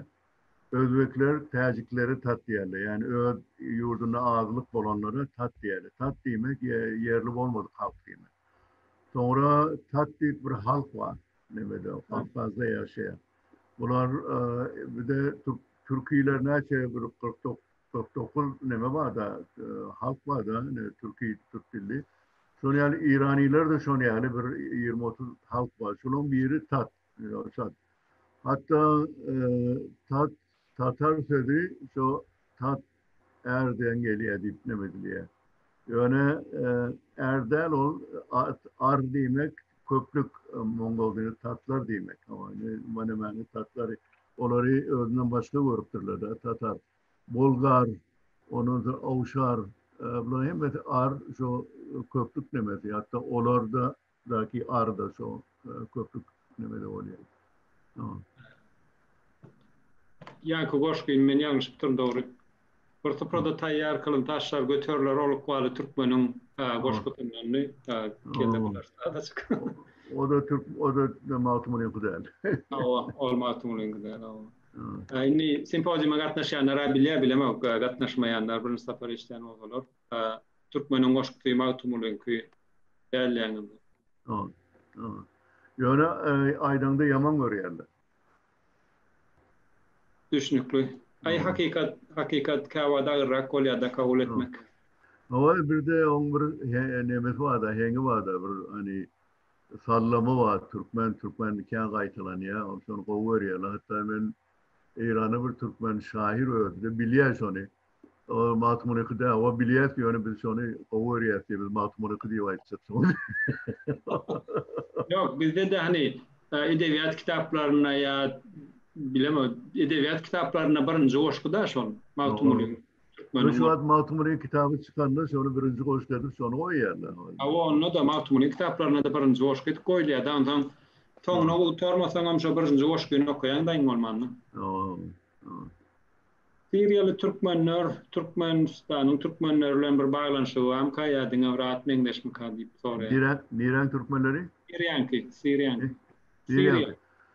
Kadim Türkmenler de şu Selçuklulardan alan Türkmenler ola. Ona Türkmen yani taş yerde olan dilleri biraz yüklüyor yani. Türkmen elementleri bol var içinde. Olay Osmanlılardaki dil nahil yüklenmesi olan dilleri yüklüyor. Yani onu Türkmen. Selçuklu devrinden kalma. Selçuklular çünkü Suriye'de hükümdarlık ettiler. Türkmen edebiyatının en öten dövrü haysi dövrü deyip soruyor sizin. En öten dövrü 18. asır deyip hesap ediyorlar.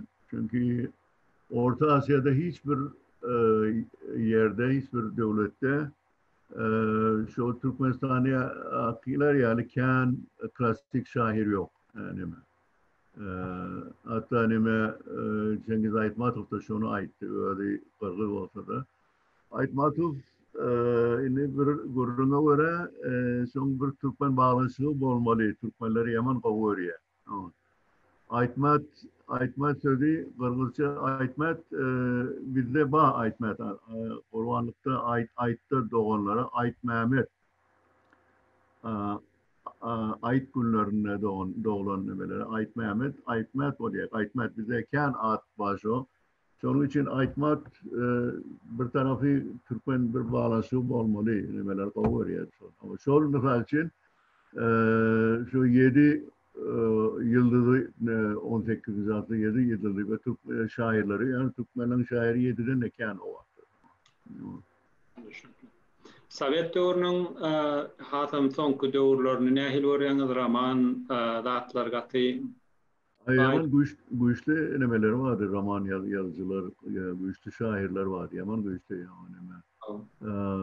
Berdiker Babayev'in o ne bol yerler ayrıca erdim 50 dile tercüme edildi. Yani hiç onu yani 10 tercüme edilen kitap vardır. Onun iki ulu bayrak aldı önümden. Hatta o totayda bir afuni düşündürüyor. Onun o zaman son Moğollarını mı ya o denguşu olmalı. O zaman sonra Afganistan'a gidiptir Kerbabayev. O bir Afganistanlı Türkmen vardı, Abdülkadir Sönmez'di. Ol gurrun verdi, şol neme bilen, şu Moğol'la bilen duşuştu dedi. Ay kucaklaşıp ağlaştılar dedi. Ama sonra hatta biz de ağladık dedi.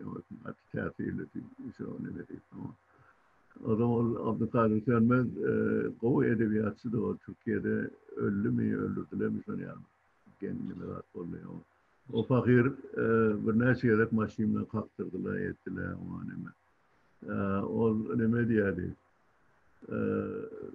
Bunu elbet bulandan.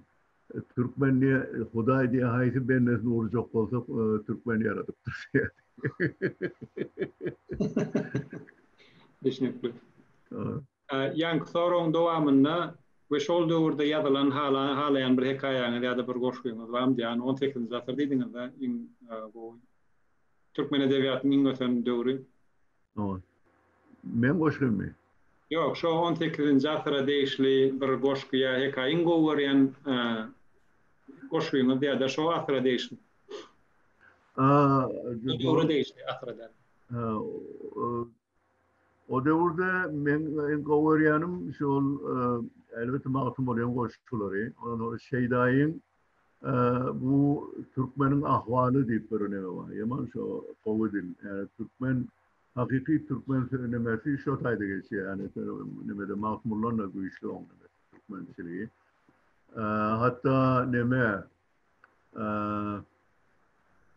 Arap dili bollu sözler büyütü deyip Arap dilini yaman görüyor. Arap dili ornaştı bizim dilimize yok paraya deyip şun söylemeleri var yani hakiki Türkmen duyguları şu şairde emmetine kendi Şeýdaýy. YouTube'dan soraýarlar, Türkmen nakyllarynyň esasy bölüginiň gözbaşy dinden alýarmy? Gözbaşyny dinden alýarmy ýa-da İslam dini kabul edilmezden öňden alan nakyllar hem barmy? İslam'dan kan bar. Sonra çıkanlar İslam'dan sonra çıkanlar İslami bolýar. İslami sözler bolýar. Galany ay Hudaý Tanry näme şol ýalatlar sonra gelýär. Ol Türkmenler şaman. Ondan awal Budist. Her dininden bağlanıldı. Hatta Kavat Budizmin tesirini görüyor. Mesela için nemede Budizm'de orada tutmak sözlemezlik, ağzını açmazlık bilen oluyor. Demirgalık tarafına oturup şu sayda ağzını açmadığı için oluyorlar. Ondan sonra belli vatandaşlar ağzını açıyorlar. Türkmen diline bütün Türkiye dillerde iftar diliye, bir Türkmen diline ağız açar diliye. Şu ağız açmak, ben şu Budizmle bağlaşıklık makadiyen. Mümkün bakbiler ama. Benim de hata var. Yani başka bir düşündürüşü yok. Çünkü yani iftar yemekçi iftar diye. Yemekçi hoşan diye. Garaşdyrlyk döwrüne ýazylyp çap edilen çeper eserlerden iň naýbaş hasaplaýanlaryňyzy paýlaşyp bilersiňizmi diýe. Ay kan ol bir iki derler ne men eterleri kırır deryan eterleri ikbaliye onun Yok, karıştırdıktan sonra keserler oraya. karışlıktan son eserleri bir kitap okudum yani Naybaşı Dipozitler olabilir. Padişahın adını yadımdan çıktı.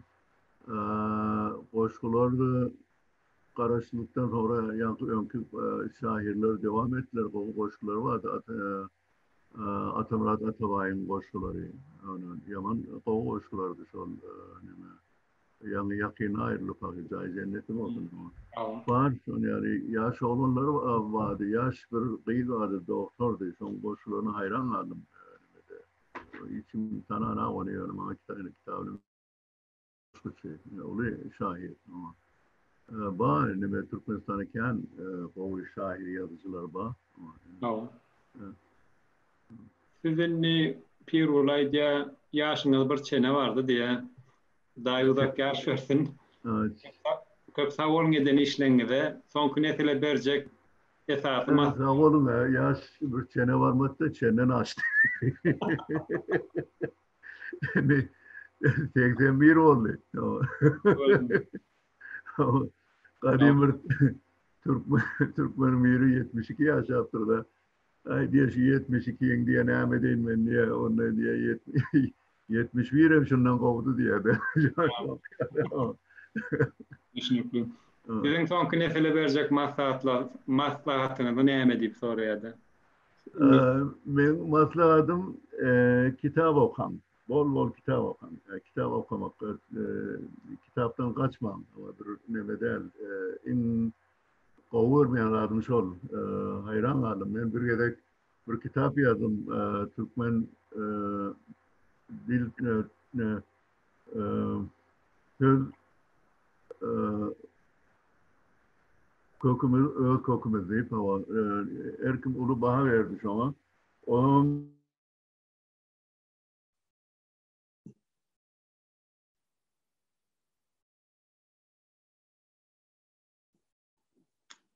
Yusuf'a doňduňuz ýa bataryňyzy tordum ka.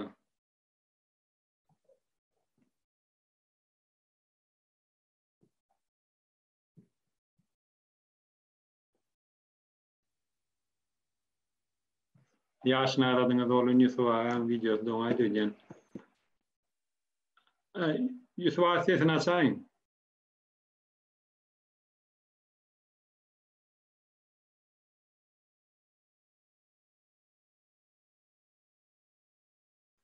Kompýuteriňiň sesi gelenok, sesi. Ýok gelenok. Mikrofonuňyzy ýapak sizin. açıldı mı ne? Açyly. Açıldı. Sonra maýnama diýdim bolan başardyňyz. Yok. Ayçapoli Hanım sonra 100 maşgala var her biri bir kitap olsa 100 kitap var bolar dedi. Şundan turup ben Şveç'e gittim. Sonra 8 kitap satıldı. Ondan sonra yanımda bir 10-15 kitap vardı. Şu bilen neme gittim. Berlin'e gittim ama Azerbaycanlılar çağırdılar bir çıkış et bir de deyip onu çıkış ettim sonra kitapları. Olur ki hemmesinin adı başka yok mu diye olur. Ne hile bir bizimkiler ne hile bir adam öldüm utandım da orada. Onun için kitap okumak, kılıklanmak, kâbir meseleler bilen dil, edebiyat, medeniyet, kültür bilen kılıklanmak, devletlerin ululuğu pulu bilen nel, medeniyeti bilen. Kültürü bilen, yani edebiyatı bilen, beyip oluyor yani pulu bilen Arap devletler bayi yöne ulu devletler olur ama çok yani çok.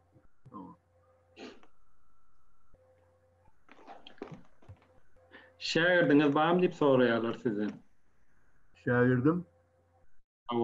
Sizin işiňe dowam etdirjek. Bir neçe şair yetiştirdim yani onlar ben iş bilenlerle öyle işleri var. Onlar yine Türkologya nemeleri var da ilköşük nemeleri var. Üniversitede muallim olup isteyenler.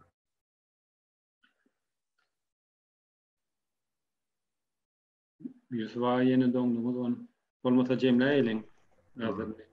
Yusuf yine bir doňduňyz bolan bilemok sistemide. Your internet connected is unstable diye. Unstable. Ha. Ya size kömek edýän olan internetiňiz oýnaýarmy ka gitjek bolany? Yok yok. Bir sorapdyr. Haýsy kitaplary hökmän okumaly maslahat berip bilersiňiz diye. Haýsy kitapları, haýsy kitap tapsam oka vermeli hiçbir yani belli bir kitap, şu kitap, o kitap, o emme kitaplar kovu yani yani adamlar boş değil emmeti bir deme çekiyor diye. Haýsy kitap elinde geçse önünde göre näme bilen gıdıklanýar, şu haýsy näme zat bilen gıdıklanýar, şu bilen gıdıklanýar. Badym bir oğlan vardı mektepte. O 6 ay yok bolýardy. Bir görsen yani astronomi barada geplerdi. 6 aylar astronomi kitap. O özüne bağlı. Nämen gowurýar, şonu ýerine düşmeli.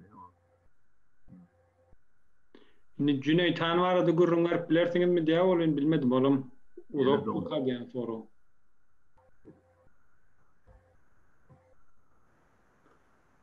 Yusuf o. Sizin internetiňe azık goşady diýen. Bolmasa jemläýeliňmi? Bolýar. Köp sowalum internet soru barken ýöne ýagyp dur, ýene 9 sorudan da men soru hani näçe sorap geçdim, täze sorular gelip geçýärdi. Nämedir jogap berersin heme bäder işläp. Bereli gurrun ýok, internetiňiz gowy bolsa. Yine dondu. Açıldı. Cüneyt Han barada gurrunlar bilersiňizmi diýe. Kitaplarda käme bir maglumat aýdylmaýar diýe şu barada. Cüneyt Han barada. Cüneyt Han barada neme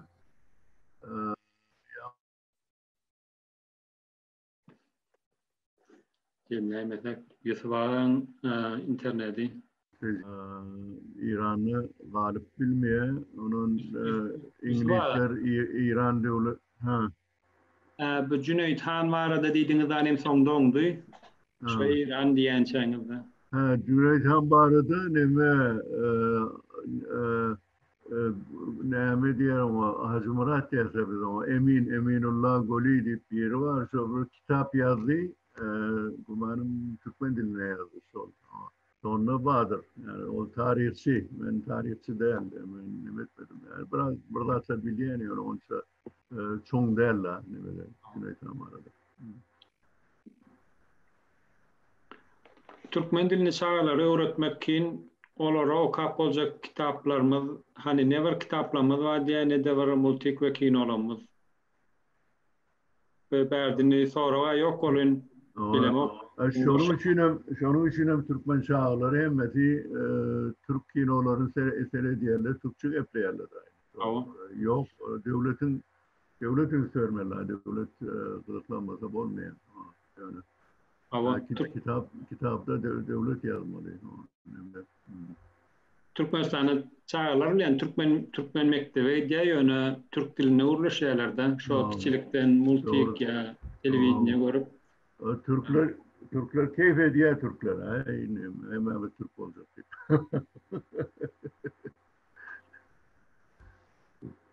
Köp temada esasen hem ilmi temalarda Türkmen diline kıyım bolýar, ýaş nesile diýip. Bu näme üçin beýle, bu barada näme edip bolar? Umuman Türkmen dilini özgörtmek üçin nämeler etmeli?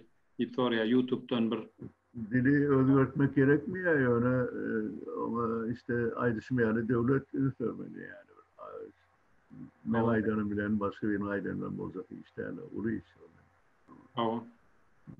Ýene şoňa örmekdeş ödarlaryna hasam Amerikadaky ýa Günöterdaky çağalar ingliz diline urlaýarlar diýip ödarlaryna aňsadrak bolýar şol meselede näme maslahat berýäňiz diýip olar gürlemezligi saýlap bilýärler diýip. Köplenç neme diýerler Angliýada bolan äkiler çağalarına ýa-da çağaka neme berýärler. Oğlaryny berýärler. Thomas nemere, her Thomas oğlanı berýärler. Şolar dilini öwrenýär. Ýa-da gaýnenelerini ýa-da mamalaryny çağıryp getirýärler. Olar köplenç başga dil bilmeýär, ama mezur bolup şol bilen öwrenýärdi. Men görüşüm şol. zaman başka bir şey diğer yerli bir neme yok. Bir metot, bir zat yok ama. YouTube'dan soruyorlar. Victoria Clement'in özünü tanıyan Victoria Clement'i. Learning to Become Turkmen kitabı arada ne fikir edeceğiniz diye okak görün olsun. Okak gördüm. O kitap yani Türkmenler hakkında bilinmeyen bir meseleler var. Mesela için Türkmenlerde cedid hareketi yok deyip ayrılıyordu. Şunu arşivlerden tapıp şunu subut edip. Yani hareketi yok diyelim. Cedid hareketi. Cedid düşün. O cedid hareketini düşünüreyim Mehmet'in. Cedid bütün Türkiye halkların bir dille gepleşip şu nimede Tatarlar onun başına geçen nimeler. Şolar yani Türkiye hareketi, Türk hareketi de şu cedidçilik hareketi. Türkmenlerde yok diye vaydiyarlı. Şu var iken. Yüzerlik mi ya üzerlik deyip soruyorlar. Haysısı doğru karşımda. İkisi de. İkisi de doğru. Çünkü sözün başına ye gelip de biliyor, düşüp de biliyor. İkisi de var biliyor. O aksente var. Rusya sözler var. Mesela için Azerbaycanlarda baştaki yerlerin hemmesi düşüyor. Rayta'da İran'a Azerbaycan'ı. Mesela Yusuf diyecek olanı Usup diyelim ama. Usva. Usva. Sizin bilyen mağtum oluşunu aklınız var mı şu an sizden başka? Benim başka nemede Türkmenistan'da bir ki adamı şu atları yazmış, Ilimler Akademisi işleyen atları yazmıyor. Bir Polat Türkmen vardı, Polat tamam. Onun aşırı yurtta yani doktorluğun bağıran biri var. Onu öyle kendi makaleler yazmıyor. Öyle değil şu stil barada kovur neme yazdı, tezis yazdı. Başka da yok yani matmu vardıken ama Yadıyarlı elbette nemede Türkmenistan'da gayriyetlerde Yadıyarlı. O sayede gayriyetlerde iki sayfadan kendi olmalılar. O zaman yadılan zaten hiç vakit nemede ilmi değil. İlmi olmuyor ama. İlmi değil. Ondan sonra nemedip hatta ben makale yanımda gem gördüler. Hatta şu Türkmen dilinin redaktörü öldü dil çeken. O dedi. Bunu yalıp sen yadan nemelen yalıp tadı yazıyan yok diye ama. Çünkü köplenç neme bilen yazılıyor, duygu bilen yazılıyor. Kâbir meseleler ulu olduk. Yani bir neme yok. Ne çeşme var közlüyor, ne burada var közlüyor. Bir ilmi makale çap edilen yok diyelim. Ama yok. O zaman misal için ben Türkmen atı vardı, ilmi makale yazdım. O Türkiye'de ulu mesele neme vardı mesela. Hatta biri almış onu internete koydu. Şunu Türkmenistan'da çap ettirecek olduğunu edip bilmediler. O iki sayfadan kâr oldu.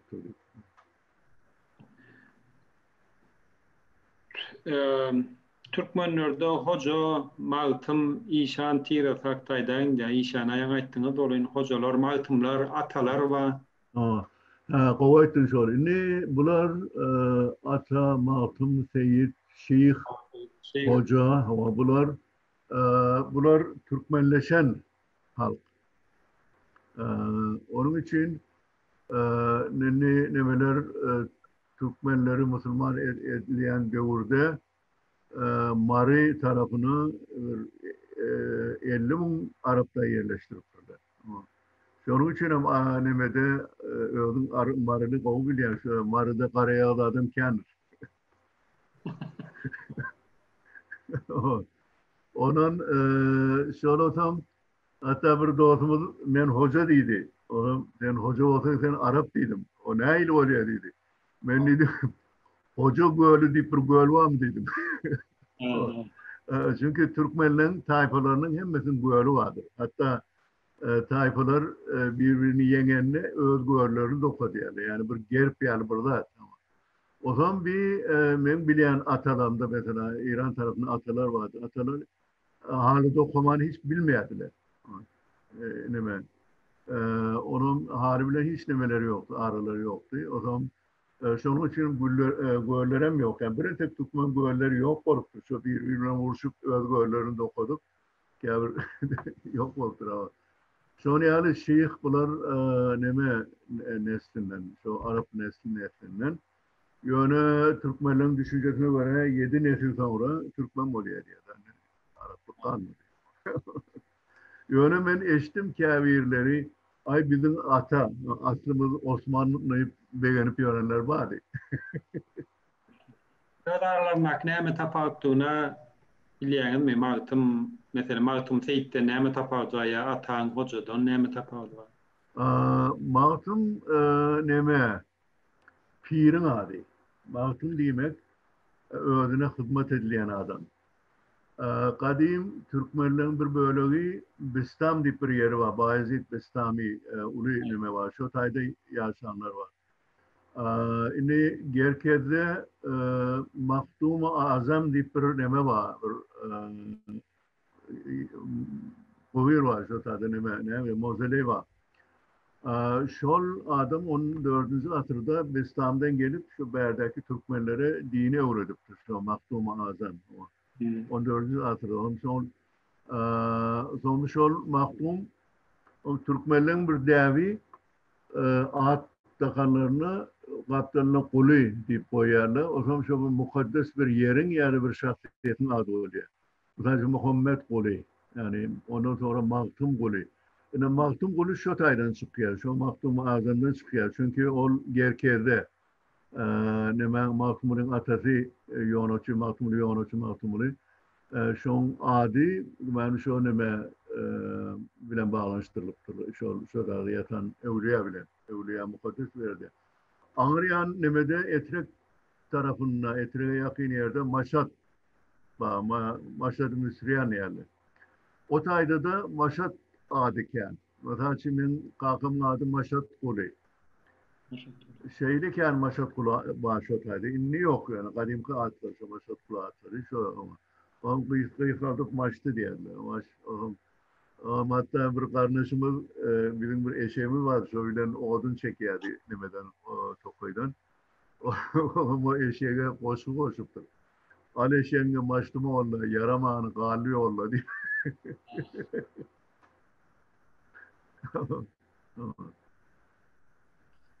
Daşar yurtda yaşayanlara uzağından Türkmenistan'a göçmek barada maslahat berýäňizmi?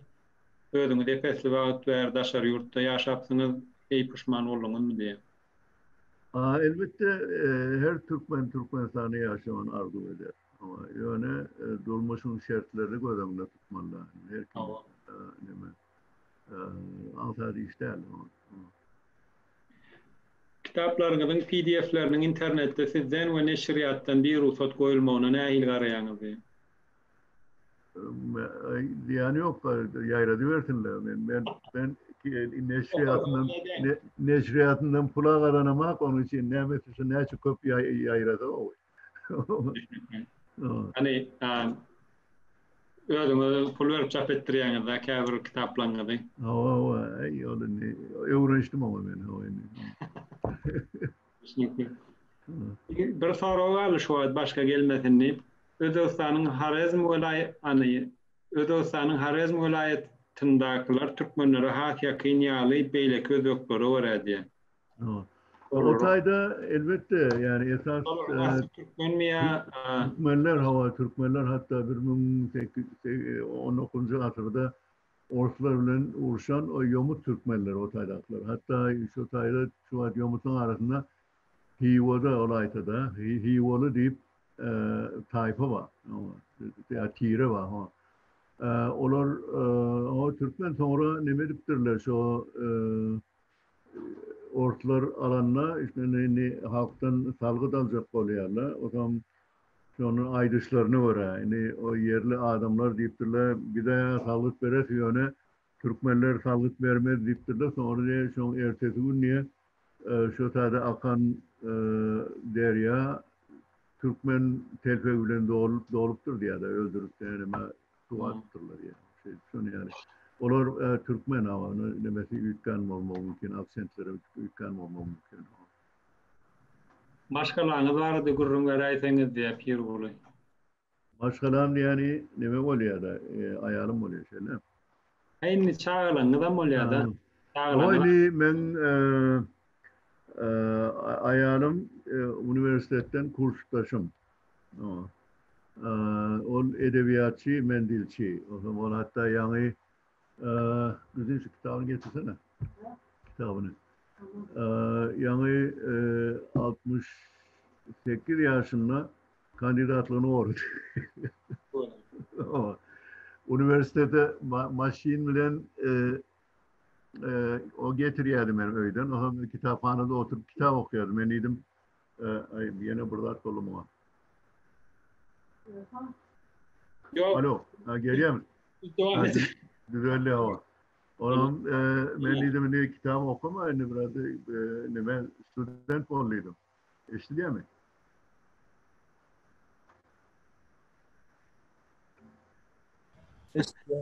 Yusva, aydıyorum. O.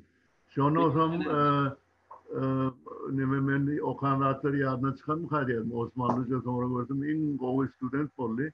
O zaman tezis yazdı şu tezisi kitap olup çap oldu yine. Battal Gazi diye şu üniversitenin nüvetinde. Ulu kitap, ulu gavurlu kitap olmuş yani. Onun Tuğreme bana ken kollu verdi. Ken ne yapsam bir yana gitsem ay ne yapma gittin değil mi ya o ne mi? Ilaytada ilmi bir mesele olsa yaman kollu ya. İki oğlumuz var. Biri Atavay Kişoğlu'muz o New York'ta yaşıyor. Ol yine bir firman nemesi direktör oluyor işliyor. Nemede oğlumuz da yine düşün yani bir firmada müdür oluyor işliyor. Onlar ikisi de neme Amerikalılar bile öğrenirler. İkisinin çağları var. Onun çağları Amerikan. Yani Atavay'ın çağları öğrencileri Türkçe öğrenecek olup başına kayı. İnternetten Türkçe öğreniyorlar. Atavay'ın bir kıydı şu an bir orta mektebi kurtaranla bir yarışmada matematika ve tarihte New York şehrine de stadına ilk üç studentin arasına girdi. Yani yakını çıkaranları bir robot bilenle onu Amerikan derecesinde yarışı girdi Kore'yle yani. Bir alım çıktı ya yine de. Yine de. Türkmen'de Angliya'da Türkiye'de bir kıyı gördüm Türkmenistanlı. Onu sen ne okuyan dedim. Onu dedim ben Türk Dili Edebiyatı okuyan dedim. Onu sen ağaç kalmalı. Onu sen ağaç kalacak da onu sen dedim. Gülüp ya naklar aynı ağaç kalacak diye diye. Şöyle yani. Evet. Doğru Murat Tehedif'ten Türklerdeki Nasrettin Hoca ölen Türkmenlerdeki efendi bir şahsiyet mi diye. Hava bir şahsiyet. Hava bir şahsiyet. Şu efendi deyip idealı şu değil mi? Başka yerlere de geçtir. Uygurlara da şu efendi deyip geçiyor. Alışır Novaynen Çin Mıralı değilip Ağdalyar Türkmen şorta sözlerine diye. Mırali onun kiçi adı Mir Ali, şu Mırali oluyor da Mir Ali Navai, onun şu Mir Ali Mırali oluyor. Onun kiçi adı. Yusuf'a ne açıdır biliyorsunuz diye. Ay ben kendi bilmem ama bu Türkmen şanı da oradan biliyorum. İngiliz dili, Türk dili, Fars dili bilemem. Aynı nimettim ama Ankara'da kalmış o tercüme çalıştım sonra bir 5-6 dilden tercüme ettim yani Özbeklerden, Tatarlardan, onun Azerbaycan dilinden, onun Tacik, hatta İranlılar çaynamayı bilmiyordu partinin olsa da tercüme edip bilmiyordu. Onun kağıt başka da bir dil ne diyedim ama oğan dili söyleyebilen hatta Azerbaycan o temene başka bilen adam yoktu Angliya'da bunu. Azerbaycan devlet nemeden sonra Angliya bilen ılalaşmalar, protokoller o şekilde. Şu an o zaman iki dilli Azerbaycan dili bilen İngiliz diline. Onu sonra kontrol edecek yekece ben vardım. Ama bulurken yanlış koyuyoruptur işte şu sözün yerine bu söz almalı deyip yekeden düşündüreyen olarak. Onun ben kahariyeliyim kedi, yaman görüyorum kedim. Sonra Aliyev geldi neme London'a. O sonra beni de çağırdı. Bir gece geçirdiler şatada. Sonra o zaman biri beni tanıştırdı. Yusuf Azmun'uydu. O tadı bir yaşıydı. Aa Yusuf Azmun mu dedi. Ay dedi biz de hayran alıyorduk dedi. Azerbaycan'da London'da oturan biri Azerbaycan bulmadık biri bizim dilimizi öğretebildi.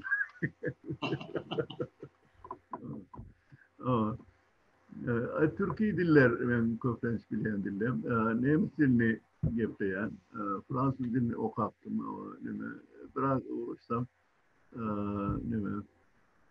Ors dili bir çörek dilerlik var. Yani bir 4 hepte okudum da onu eğer bir 5-6 ay okanmasam hatta şu okan matımda o metodunun içinde bir yanlışlık taptım. Gen vardı. Neçiyle mermen tapaplayan görmedim şunu diye bu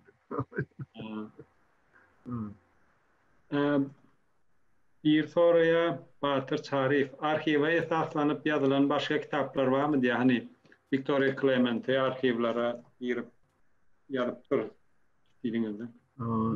Türkmenler ile bağlantılı düşmat yardıma düşen hak. Bir şol Mehmet Saray bir Türkmen tarihini yazdı. Son bir derecede şol neme arşiv Angliya'daki arşivlerden işleyedi. Çünkü arşive yakınır. Başka da yok ben etmiyorum. Victoria Clemente'den başka Türkmenistan'ın arşivine girip yaz çap eden bileyen mi ya da eser bileyen mi? Yok hiç bilemem hiç giden eşitmedim ben. O kavat neme yerle Türkmenistan'a giden olsa yok ben memnun havarla şehirle köprünç. Köprünç başka yerlerden neme yerler. Biri ne ama hakta Türkmen halı hakta yer yamış. Sormuşlar için geldi benim malumat istedi. Onun yine biri Hatay'daki Türkmenler vardı. Malumat istedi. Son yani nemeler var ya Türkmenistan bilen yani yok. İşte. Hudaycan'ın kitaplarını okak gördünüz mü diye. Kimin? Hudaycan bir Türkmenistan'da yaşap üniversitede oğlum da adam oldu yani Türk Üniversitesi'nde. Yok okamadım. Okamadım. Atam rast oraya yaşlara din vardı neyme maslahat veriyorsunuz diye. Neyme öğrenecek olsam şu an kavuyı tutunum. Din mağarada yöne, din duygulan hareket etmeyin, biraz kitap okun. Kur'an okandı yöne bir iyattan okumak değil, o manasını öğrenin, düşünüp öğrenin. Hani elipten şermen ne olup dinler olman diyenizde. Olma. Yusuf Ağa şu anda soru olan sonuna çıktık. Ama bir neme deyiptir bir Türkmen men günne 50 rekat namaz okuyan deyiptir. O neme gerek deyiptir moğollar. Ay deyiptir Huday canı bergimi verecek olan sonun için okuyan deyiptir de. Ay havardar ol oğlum deyiptir o Huday canı bergidar eder ama deyiptir.